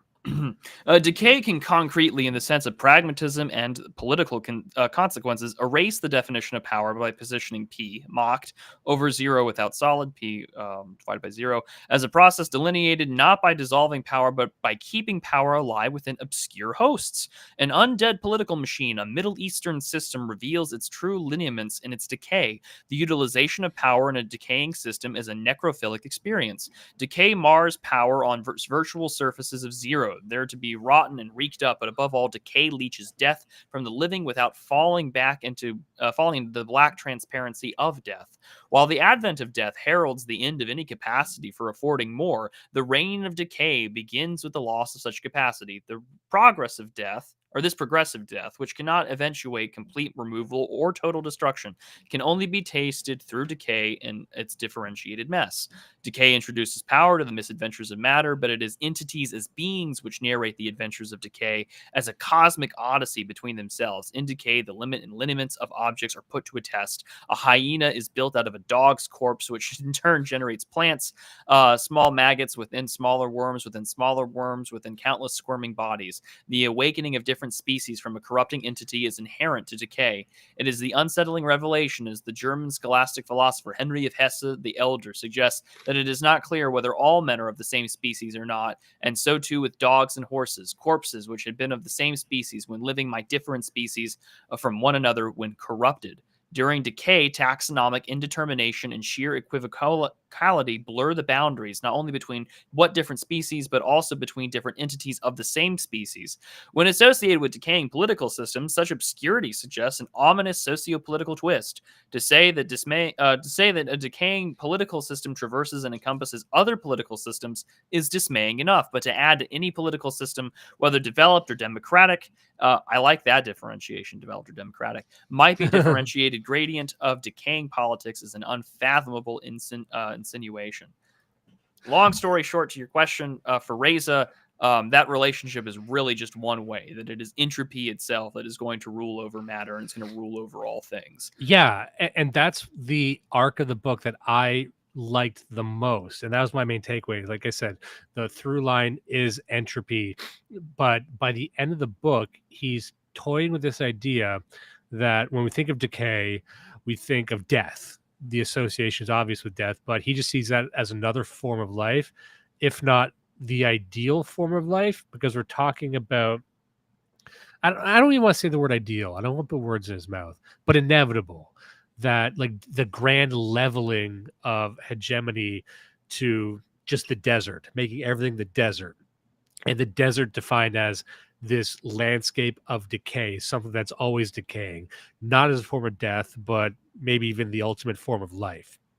And maybe I'm just layering too much of my stuff on that, but like when he talks about dust, we'll get to that in a second if we have enough time, because we are getting to close to 2 hours. Let's do dust as the last thing, and then we can sort of wrap up our thoughts. But I like that. During decay, taxonomic indetermination and sheer equivocality blur the boundaries, which is what he says, that the grand leveling of all humanity that Islam is seeking. And as the agents of that Tellurian lubricant, of these war machines as war by different forms, like I get all that, but he's basically saying that entropy is a form of life, which is interesting to me.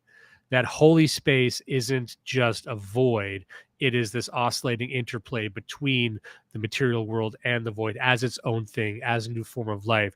So it's like the transition between life and death being the ultimate and maybe the eternal form of life that can be kept in stasis, which is different than spinal catastrophism, because there it's a lot simpler. Maybe that's unfair. No. I think you're right, because I mean, for instance, what is the answer to spinal catastrophism at the end? What is the ruined orgasm of that text, other than Moynihan saying, "Well, our attempt at evolution and having a spine and higher levels of consciousness is to escape trauma and pain. There go, in order to escape trauma and pain, everything must die. We must be so self-assured in our own self-destruction, not a single opportunity for life to ever exist ever happens again. That's it. Whereas this is, which I think is kind of a simplistic, just kill yourself narrative. Whereas Reza here gets the interesting inverse of that, where actually decay introduces a cycle of history that does not end, because in the death and in the decay are new things born out of it. And almost samsara like in some extent, but yeah, because the spell yeah. catastrophism, if people recall, the end point of that book is saying that it is the sole ambition of intelligent life in the form of humanity as the ultimate form of intelligent life to advance to such a degree that you can not only destroy the universe but prevent another universe from ever forming. So it's creating an eternal conflagration that is anti-life. So in a sense, you need death to become a new form of life. You must have a form of chaotic death that's constantly revivifying itself. So it's never just dead.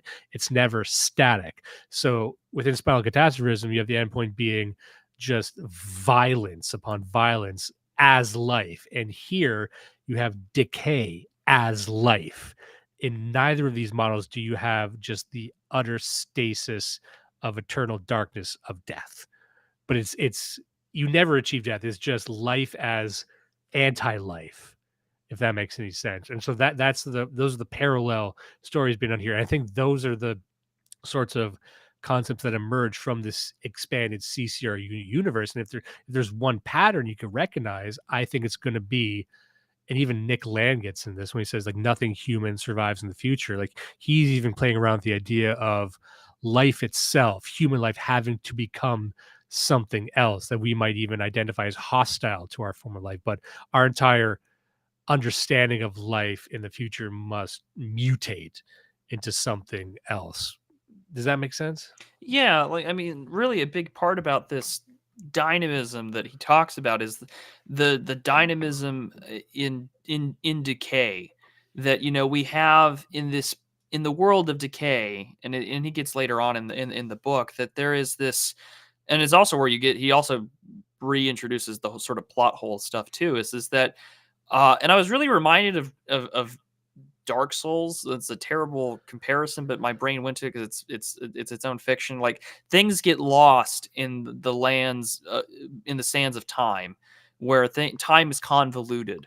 And for Reza, he says, convoluted space is in decay, in between war and peace, redness and whiteness, hot and cold, and these enact sort of a blindness on our understanding of the world, and that's sort of what makes the Middle East so strange to the rest of the world, because it has a blindness towards death that can only happen because death is part of our world and entropy is there and we're never really going to escape it. And so we have these convolutions between the void and the solid, between the whole complex and the whole of the world, generation and degeneration. And again, this circles back to the Alpha and the Omega, the Gog and the Magog from the very beginning. And there you bring ourselves to the fact that actually, people would say, "Oh, well, that makes sense. Like from dust thou art, and to dust you shall return." And then Reza's like, "No, actually, it's way more than that. And for you to think that that's all that you are, and dust you will return, that is just you coping as a monotheist." And it's just like, okay, why don't we go there then? If you wanted to go there, because I know you wanted to talk about dust real quick. Oh well, let me just I kind of wanted to get to plot holes quickly too. Oh, sure, we can do both. So I'm going to just do. I'm just going to read a bunch of stuff in quick succession because I want to talk about Nemat Space. Nemat Space is an ultimate crawling machine. It is essentially cryptogenetic and interconnected with Anonymous Until Now.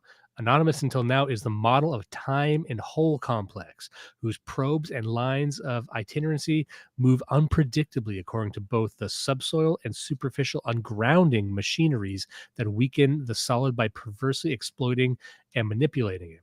So we take that and then we go to page 84 because I had to sort of tie some of these. I think you already did part of this, but Yeah, go ahead. It's right here. Nemet space is only as a Nemet space does the Earth endure an opening through its hole, a hollow body drawing its cartographies on the surfaces of the whole complex.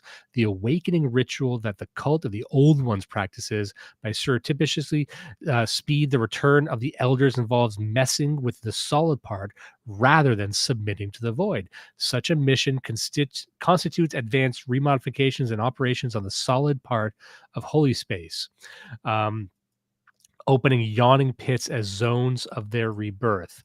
Now we take that and we just hop over to page 70 here. There. So it says the militarization of the contemporary world, both in its politics and its concrete approaches, is architecturally, visually, and psychologically paradoxical precisely because its agencies, as in War on Terror, are shifting from the logic of grounded Earth to poromechanical Earth and the logic of whole agency. So just to wrap up the idea that war itself is changing it's changing to this new type of war that is more embracing of the idea of the whole complex. Now, just jumping to page 76, because I need to get this down because I mentioned plot holes. So here it is. It says, a plot hole does not operate on behalf of an absence, that the object of critic scorn, but registers and conveys the activities of the subsurface life. So here we go. What is a hole? What's it communicating beneath the surface? Plot holes are psychosomatic indications of at least one or more plot density populating itself in the holes it burrows through and digs out. However, the propagation of plot holes in hidden writing is not merely the evidence of actual independent plots beneath and through the visible surface of the so-called main story or books within a book. More importantly, it's the indication of the active inauthenticity and anti-book distortions that hidden writings carry. One of the most prominent examples of hidden writing is Johannes Thermidius's treatise on Black occult and scholastic astrology, Steganographia, written in 1499. This grimoire lacks any superficial coherent plot or consistency, as if it has been infested by plot holes and various losses of content and theme. So here you have, again, the plot hole as it's not even like a book within a book. It's just something else like springing up through, but what is a hole? Again, a hole just isn't just a hole in the ground. Of course it can't be. It has to be some other thing that's coming through. So, and lastly, he gets into memory holes here on page 83. Okay, so he says, you see why, chat? I really do think that I just read this shit and I'm like, oh, this is just something out of the SCP wiki circa 2011. Yeah. So one other thing, what it looks like is this. There you go. This is my person. Wow, that shit doesn't mean anything at all. This is kind of what you're looking at here. This is one of the few rare tweets that is not horny from Mart. Yeah, like wow, shit, that doesn't mean anything at all. Like you can be forgiven for thinking that as well. Hold on, let me just get back to the. Here we go. So, just continuing on, it does sound like SCP, doesn't it? If memory holes cause such accessibility problems for the subject, it is because they have been specifically designed for being accessed from the other side. Right. So we're taking the idea of a hole. Well, how does that apply to plot holes? How does that apply to memory holes? Anytime you've heard of a hole, finish that sentence. Like what is a vagina? What is a vagina if not communication from the other side? And brother, that's not another side you want to talk to. This is why cunnilingus should be avoided at all costs. Moving on. In this sense, memory holes are accessible not for the subject and its integrated self, but for that which is exterior to the subject and has no self. If memory holes are channels for trafficking data and retrieval from the other side, then each human or subjective attempt to recall involves an invocation or stepping into the memories of an outsider. What is going on here? Why did it stop sharing? It's still sharing on my end. Okay, hold on. Did your tab freeze up? I don't know There what's you happening. go. It's moving. Okay, I don't know. It's just not appearing on my side. Whatever. Let's keep moving on here. If memory holes are channels for trafficking data and retrieval from the other side, then each human or subjective attempt to recall involves the invocation of or a stepping into the memories of an outsider. Memory gaps, with their space-time lapses, function as a whole complex through which nether entities seep through, rush towards our world. Memory gaps are the instruments of their homecoming. So if you've ever tried to remember something, if you have a gap or a lapse in your memory, by you attempting to remember that, you are in essence communicating with something else, and maybe something else comes through. The natural conclusion here, obviously, is that I guess people with Alzheimer's are just demons, right? They're the ultimate infected entity. Now, do we want to? I think we can get to dust. Would you like to? Do you have anything to say on dust? Because I got a part here I can read. Go ahead and Just read it, set and up. I'll get my own notes up here. So, two things here on page 101. Parsani names dust the Middle Eastern unit of information, which sounds like a racist fact that we would come up with. That would find its place as the punchline of a Stone Toss comic. But the dust is the Middle Eastern unit of information, or sometimes even that Middle Eastern relic from which nothing can escape. Zero data, or dust, swarms planetary bodies as a primal flux of data, or the mother of all data streams in the solar system. Each particle of dust carries with it a unique vision of matter, movement, collectivity, interaction, effect, differentiation, composition, and infinite darkness. A crystallized database, or a plot ready to combine and react to be narrated and through something. Here, Parsani's remark that the Middle East is the dust swamp of the earth develops a fictional edge saturated by new literary theoretical problems of storytelling. Only oil can settle the dust of the Middle East, declares Parsani.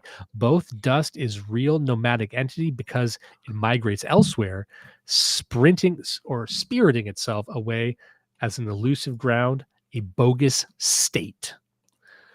So I liked that. Like, that's one of the parts I really like, the idea of centering dust and sand, I guess, but maybe he sees dust and sand as the same thing, as these grains that carry and move, and it's central to that identity.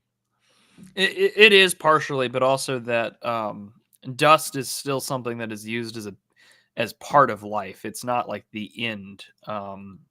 It's not the end of what we're reduced to. In fact, we can go further and be broken down further. It's just a building block in which things are built on. You know, we can't be so reductive with regards to what we are in terms of the phrase "dust." You are. Let me pull it up. You are. Let me see if this is it. Where are my?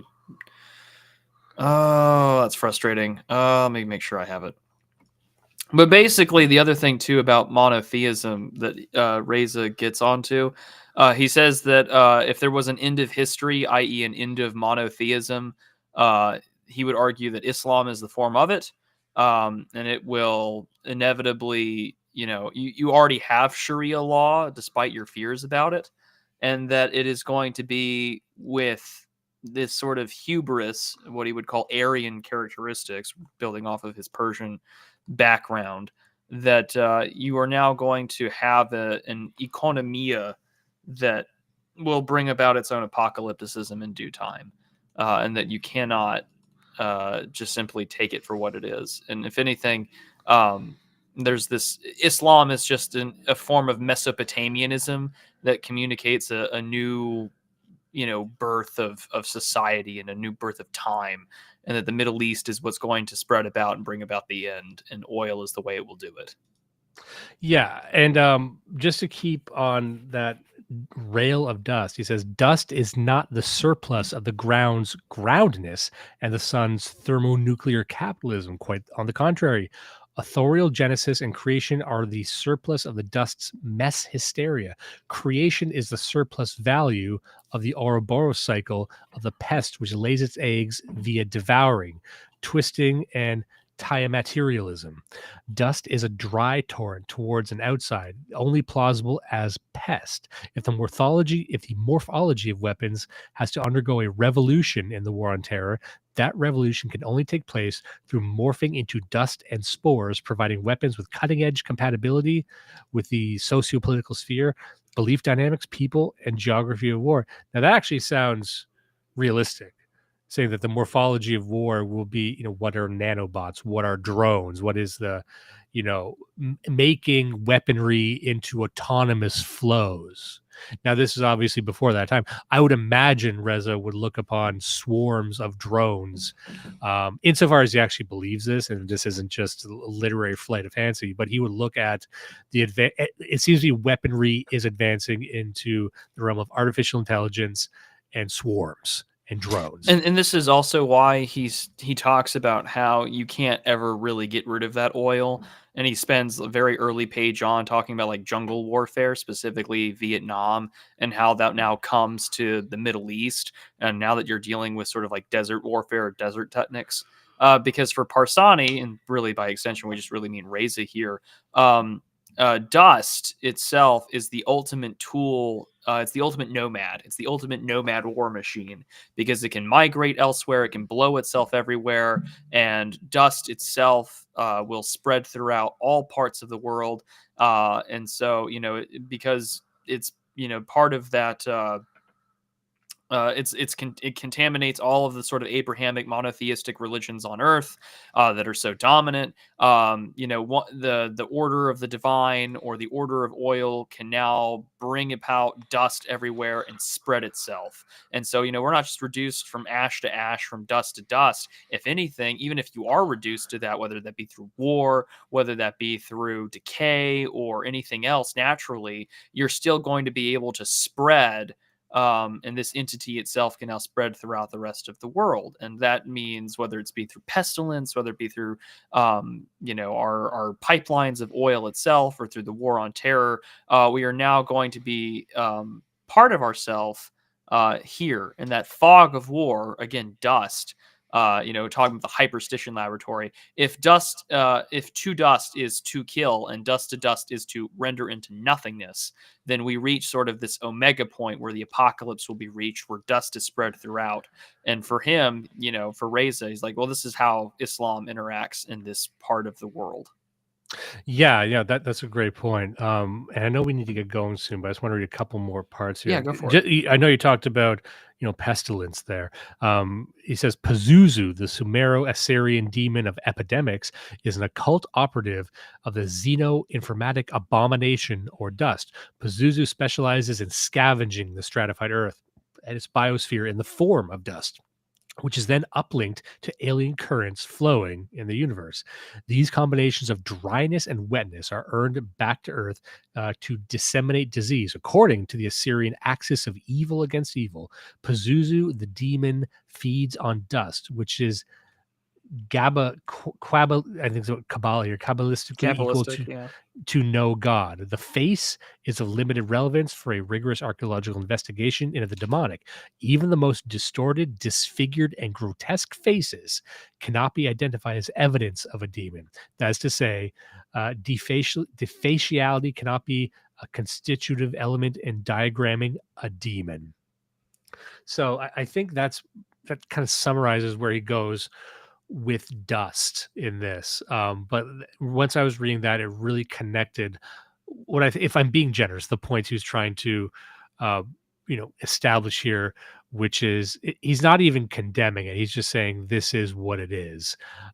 If dust is the language of the Middle East, and as long as the Middle East persists, so will it seek to. Again, I'm still not sold on the relationship he has between, it's defensive, but it's also spreading. You know what I mean? Like the desert is that which invites, but which also spreads. And I don't know, that doesn't track for me. And maybe that's just me not getting it. Maybe I need to read it more deeply. But I think honestly, throughout this entire piece, I think we've given it credit where credit is due, right? I'm meeting it where it wants me to meet it. Yeah, I feel as if we've kind of taken it as straightforward as I want to take it, in the sense that there's a lot of stuff in here that's kind of interesting, in the sense that like there is evil against evil, there is all these sort of morphological demonologies of the past that now has kind of come up into this world because we've kind of brought them back. We've shaken the dust off of these archaeological relics due to the war on terror. And, remember, like we have to be very careful about what we're doing, because we have to be towards peace, i.e. to be aligned with the divine, but also like these, the what is underneath the ground below us actually really just wants us to prepare our hands and to make our fingers ready for war. And because of that, we will become machines that these entities will use to burn brighter than the sun itself and to be the thorn in the side of deities that are far beyond our understanding. But he breaks it down in a very sort of just, well, if we trace the archaeology and we trace these words and we get this enmity from Wahhabism and we break that down, we see all this, we're against all manifestations of da da da da da. You kind of see that race is just like, well, really, we can all just break this down. And if you follow me on this crazy, fictional tale that has some strange, like, religious dissonance, you'll understand that actually, like, you're fucked, and that's okay, because death brings about new life and we should rejoice. And well, basically, and if I can just read a couple last parts, just yeah. tie this together. I'm looking at a place here. It says, probably the most effective way to grasp the war on/of terror is to grasp war as a machine. I want to read this because you've mentioned war as a machine a couple of times, and I think this really, establishes what we're talking about. War as a machine. The Deleuzian Guattarian model fails to exhume the undercurrents and subterranean processes at work in World War. He's calling this World War IV. This is why doesn't explain why, really. I don't. He just skipped World War. Maybe he's calling the Cold War. The Cold War is World War III. He makes it explicit. Yeah. All right. This is why Delta Force, the former secret military cult of Colonel West. Also, Colonel West is, correct me if I'm wrong, another fictitious character in this? I'm pretty sure. Although I'm not going to lie, I like to envision, for the sake of my own humor, I think of that like black GOP pundit, like the Lieutenant Colonel Alan West guy. That just makes this more entertaining for me. I just think of a conserva boomer being this like central figure in this strange Middle Eastern World War IV. But it's true. That's hyperstition. It's whatever the fuck I want it to be. Yeah, if he can have his fan fiction, so can I guess. Yeah. This is why Delta Force had no success namifying the growing desert of Islamic apocalypticism. The reason for this failure was not because the Middle Eastern deserts have already grown, but rather, as Parsoni pointed out in his Rise and Fall of the Solar Empire, because the Middle East, as the only adherent partisan of the Assyrian doctrine of war, is not a geographical or even a political body, but a sentient process of desertification, which can be grasped only by presupposing that war is an autonomous entity free from its provocateurs. And really, that it is the summary of what we were talking before. War is a machine, and oil is its fuel. And we're but participants within that process. And that process is beyond us. We're possessed by it. And we're possessed by it insofar as we allow it to possess us, as the Islamists have. And again, I'm trying to be charitable here when I say just the Islamists and not all Muslims. I don't know why. I just am, because I think when he's speaking of these groups, it sounds like he's just speaking of Wahhabists. That's what I think. And also within the political climate and when this was written, I think that's who he's mainly talking about. And maybe they are the only true Muslims. And so just this one last part here on page 149. Here he's quoting, I think it might have been quoting Prasani here. It says, the future of jihad and martyrdom lies on the ashes of belief. With the eradication of belief, the Abrahamic war on idolatry will flourish unimaginably. Again, this is him describing all Abrahamic religions, all monotheism in its truest form as a war against idolatry, and which means the war against everything. He says early in the book, anything that erects off the earth. So the desertification of the world Yeah, is specifically for Islam, like shirk and kufur. Yeah. With the eradication of belief, the Abrahamic war and idolatry will flourish unimaginably. It will be embellished by new meanings and new cutting edges. If you are impatient to learn what and where the future might be, consult a Wahhabi warrior. For the Wahhabis' belief is Mazre Shetem, Satan's farm. The faithful are Satan's farmers. How is it possible to live without belief? Ask a Wahhabi suicide bomber. They'll tell you it's the most responsible way of worshiping God, indistinguishable from fighting and from living. Desert enlightenment needs an ethics of war, not war machines, and the ethics of war only becomes real when it's practiced on the beliefs afterlife. And again, that's something that if you take away anything from this book, I think you could take that, remove it, and sort of meditate on that about the nature of war. And honestly, I've never seen a critique of monotheism like this. Same. I'm not saying I necessarily like it, but it is interesting, and it's trying to portray it more than any anti-Christian I've ever seen, who say, "Oh, it's Jewish, right?" But it's like saying, "No, all monotheism is the exact same. It just realizes itself either impurely or purely, but it is a rebellion against the material world."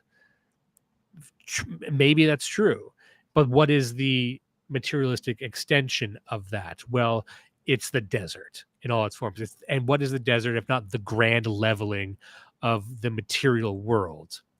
And then through that, I guess the holes in the oil and everything else. But, maybe this is just because I'm a dumb psycho. I'm trying to reconcile how that fits with, war as being, I keep using this word incursion, but it is outsideness.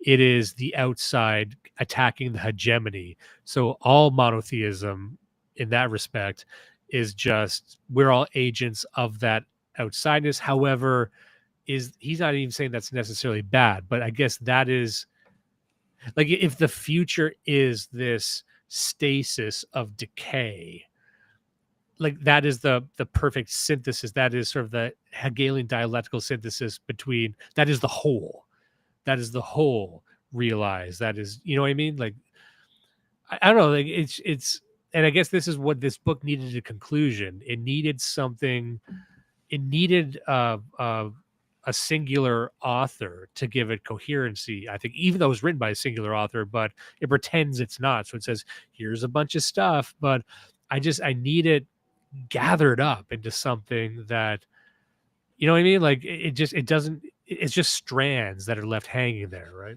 Yeah, I mean, really, and in fact, I almost, if I weren't playing it straight for the sake of the episode, because I literally stood up from, like, when I first finished the book and I got to the end, I just was like, all right, I'm done. I'm so done. I feel like I've just been tooled for like the couple of hours I spent sort of scribbling some notes and page numbers and ideas, because literally it just ends. At this point, the writing of Dr. Hamid Pisani, paleopetrologist and once distinguished professor of archaeology at Tehran University, becomes illegible, as if he intentionally scrambled the letters by turning each word into a strange and possibly self-invented rune or cipher. It's the holes, Specks it's the of plot dust, holes. only decipherable when stirred by the arid winds and oily wetness of the Middle East. And I'm just like, fuck you. I'm so done. I feel like I wasted my time. I still felt that way when I finished reading it today on my lunch break at work, and I was like, I'm done.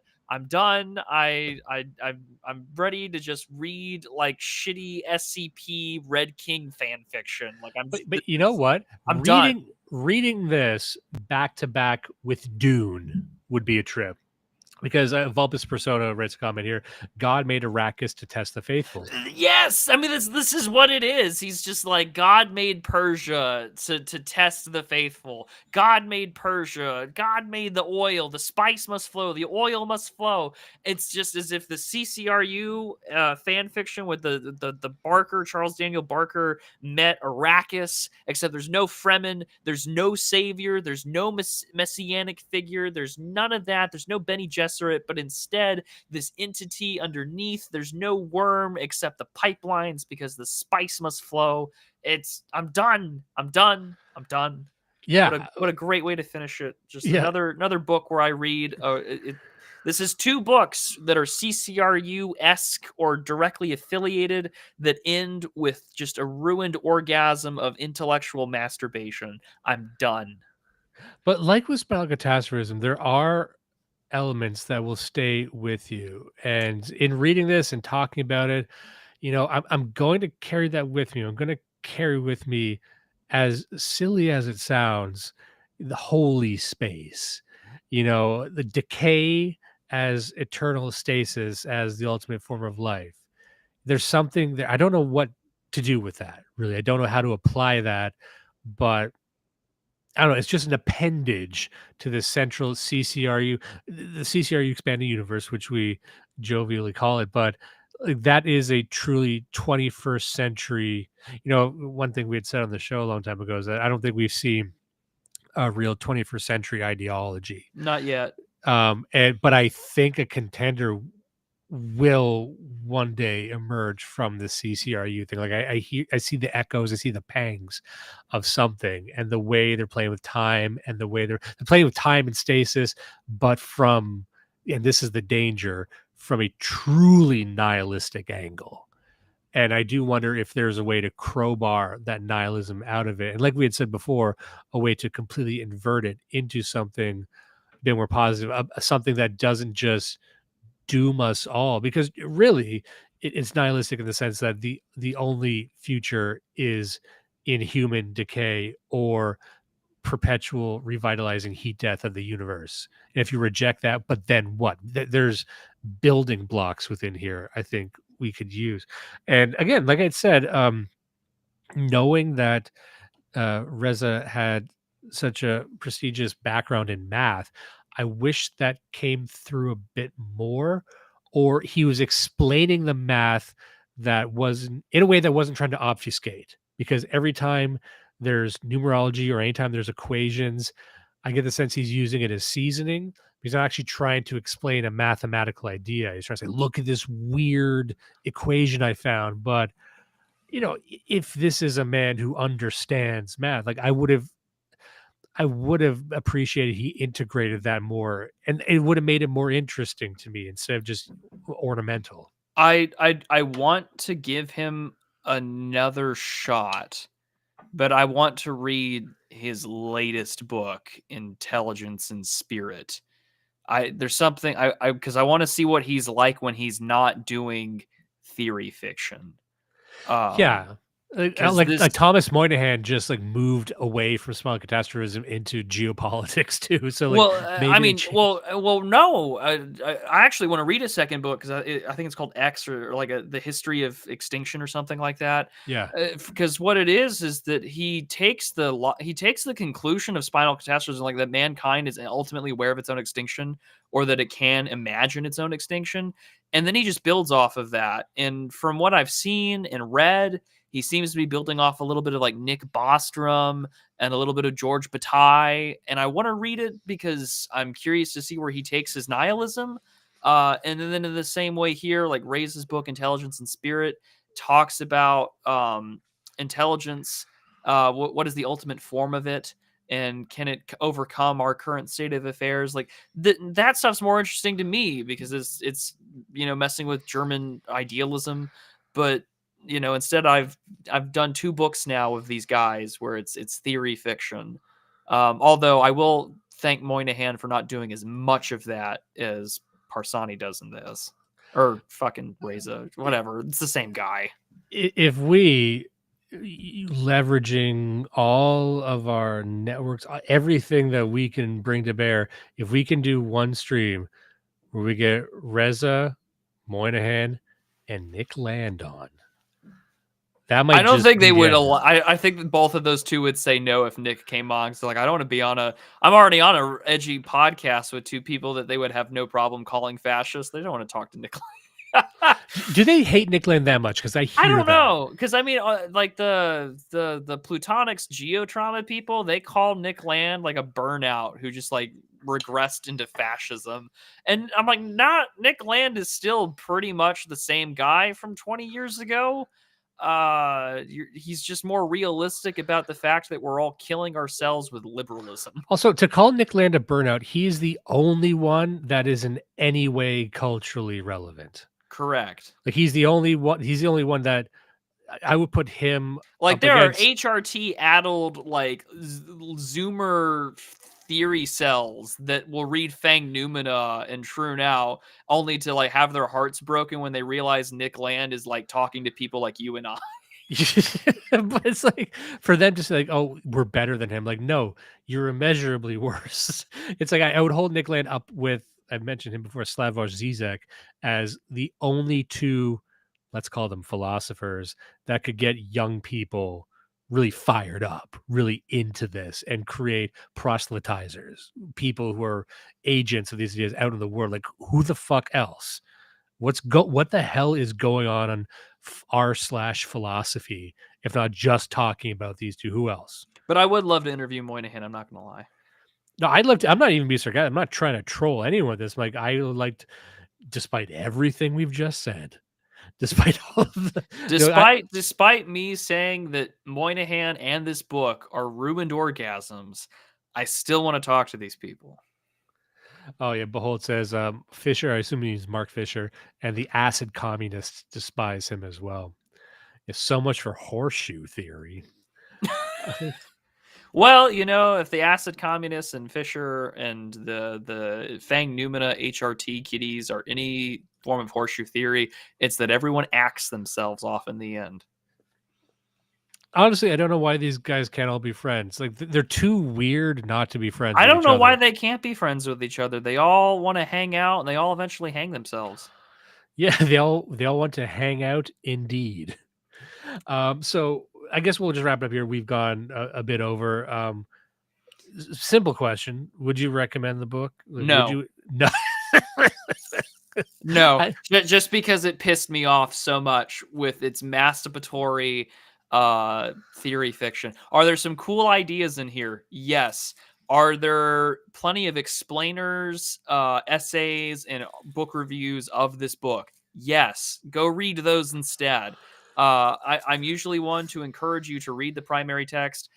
I will probably reread this one more time, and I'm sure my opinion will change because there's a lot of shit we did not get into. Some of the Kabbalistic stuff we didn't get into. We didn't really dive into the germ theory of monotheism, although we kind of basically did with Zoroastrianism. There's a lot of stuff in here that, like, if I were to take a refresher course on some of these more ancient, you know, Mesopotamian, Babylonian myths and creatures and deities, I probably would appreciate it a lot more. But again, I'm also a Westerner, regardless of whatever I believe in. That's going to also limit my ability to maybe approach this in the way that Reza wants it to be approached. But nevertheless, the book is, you can pick this up and read it. It's going to explain everything for you. It's got a great glossary of terminology at the end. If you can look past it feeling like an SCP fan fiction story, then yeah, I mean, it's okay. You can read it. This is not a book that I would recommend. I would recommend Moynihan far quicker than I would Reza. And I'll just end on this. And this is the part that I'm going to leave with, and maybe people can take this, run with it, meditate on it. He says, decay traverses and grasps dimensions as irreducible convolutions of solid and void, objects of infinite differentiation to the point where measures or dimensions lose their capacity to scale or to determine formative regulations. This event, however, does not lead to the erasure of dimensions or measures. So the inhabitable eternity of decay. And let that be where it stands. All right. So thank you so much, everyone, for tuning in. By the way, before we go, did you have any super chats or anything like that? Just one from Son of Haster. He sent $5. He says, salute, just waiting for Abdul Al-Hazra to come up. Woefully underappreciated scholar. Well, he gets mentioned in the book for those who are familiar with their H.P. Lovecraft. Oh, also, Willie McDuff for $10. Thank you for saving me the trouble of reading this myself. Well, that's why we're here, isn't it? Yeah. That's why we do this. We read the books, so you don't have to. Furthermore, we read so you don't have to read. This is a war on literacy, this show. if you watch a show, you should never have to read a book again. All right. So thank you everyone for taking the time, and thank you, Prudentialist. Amazing as always. There's links in the description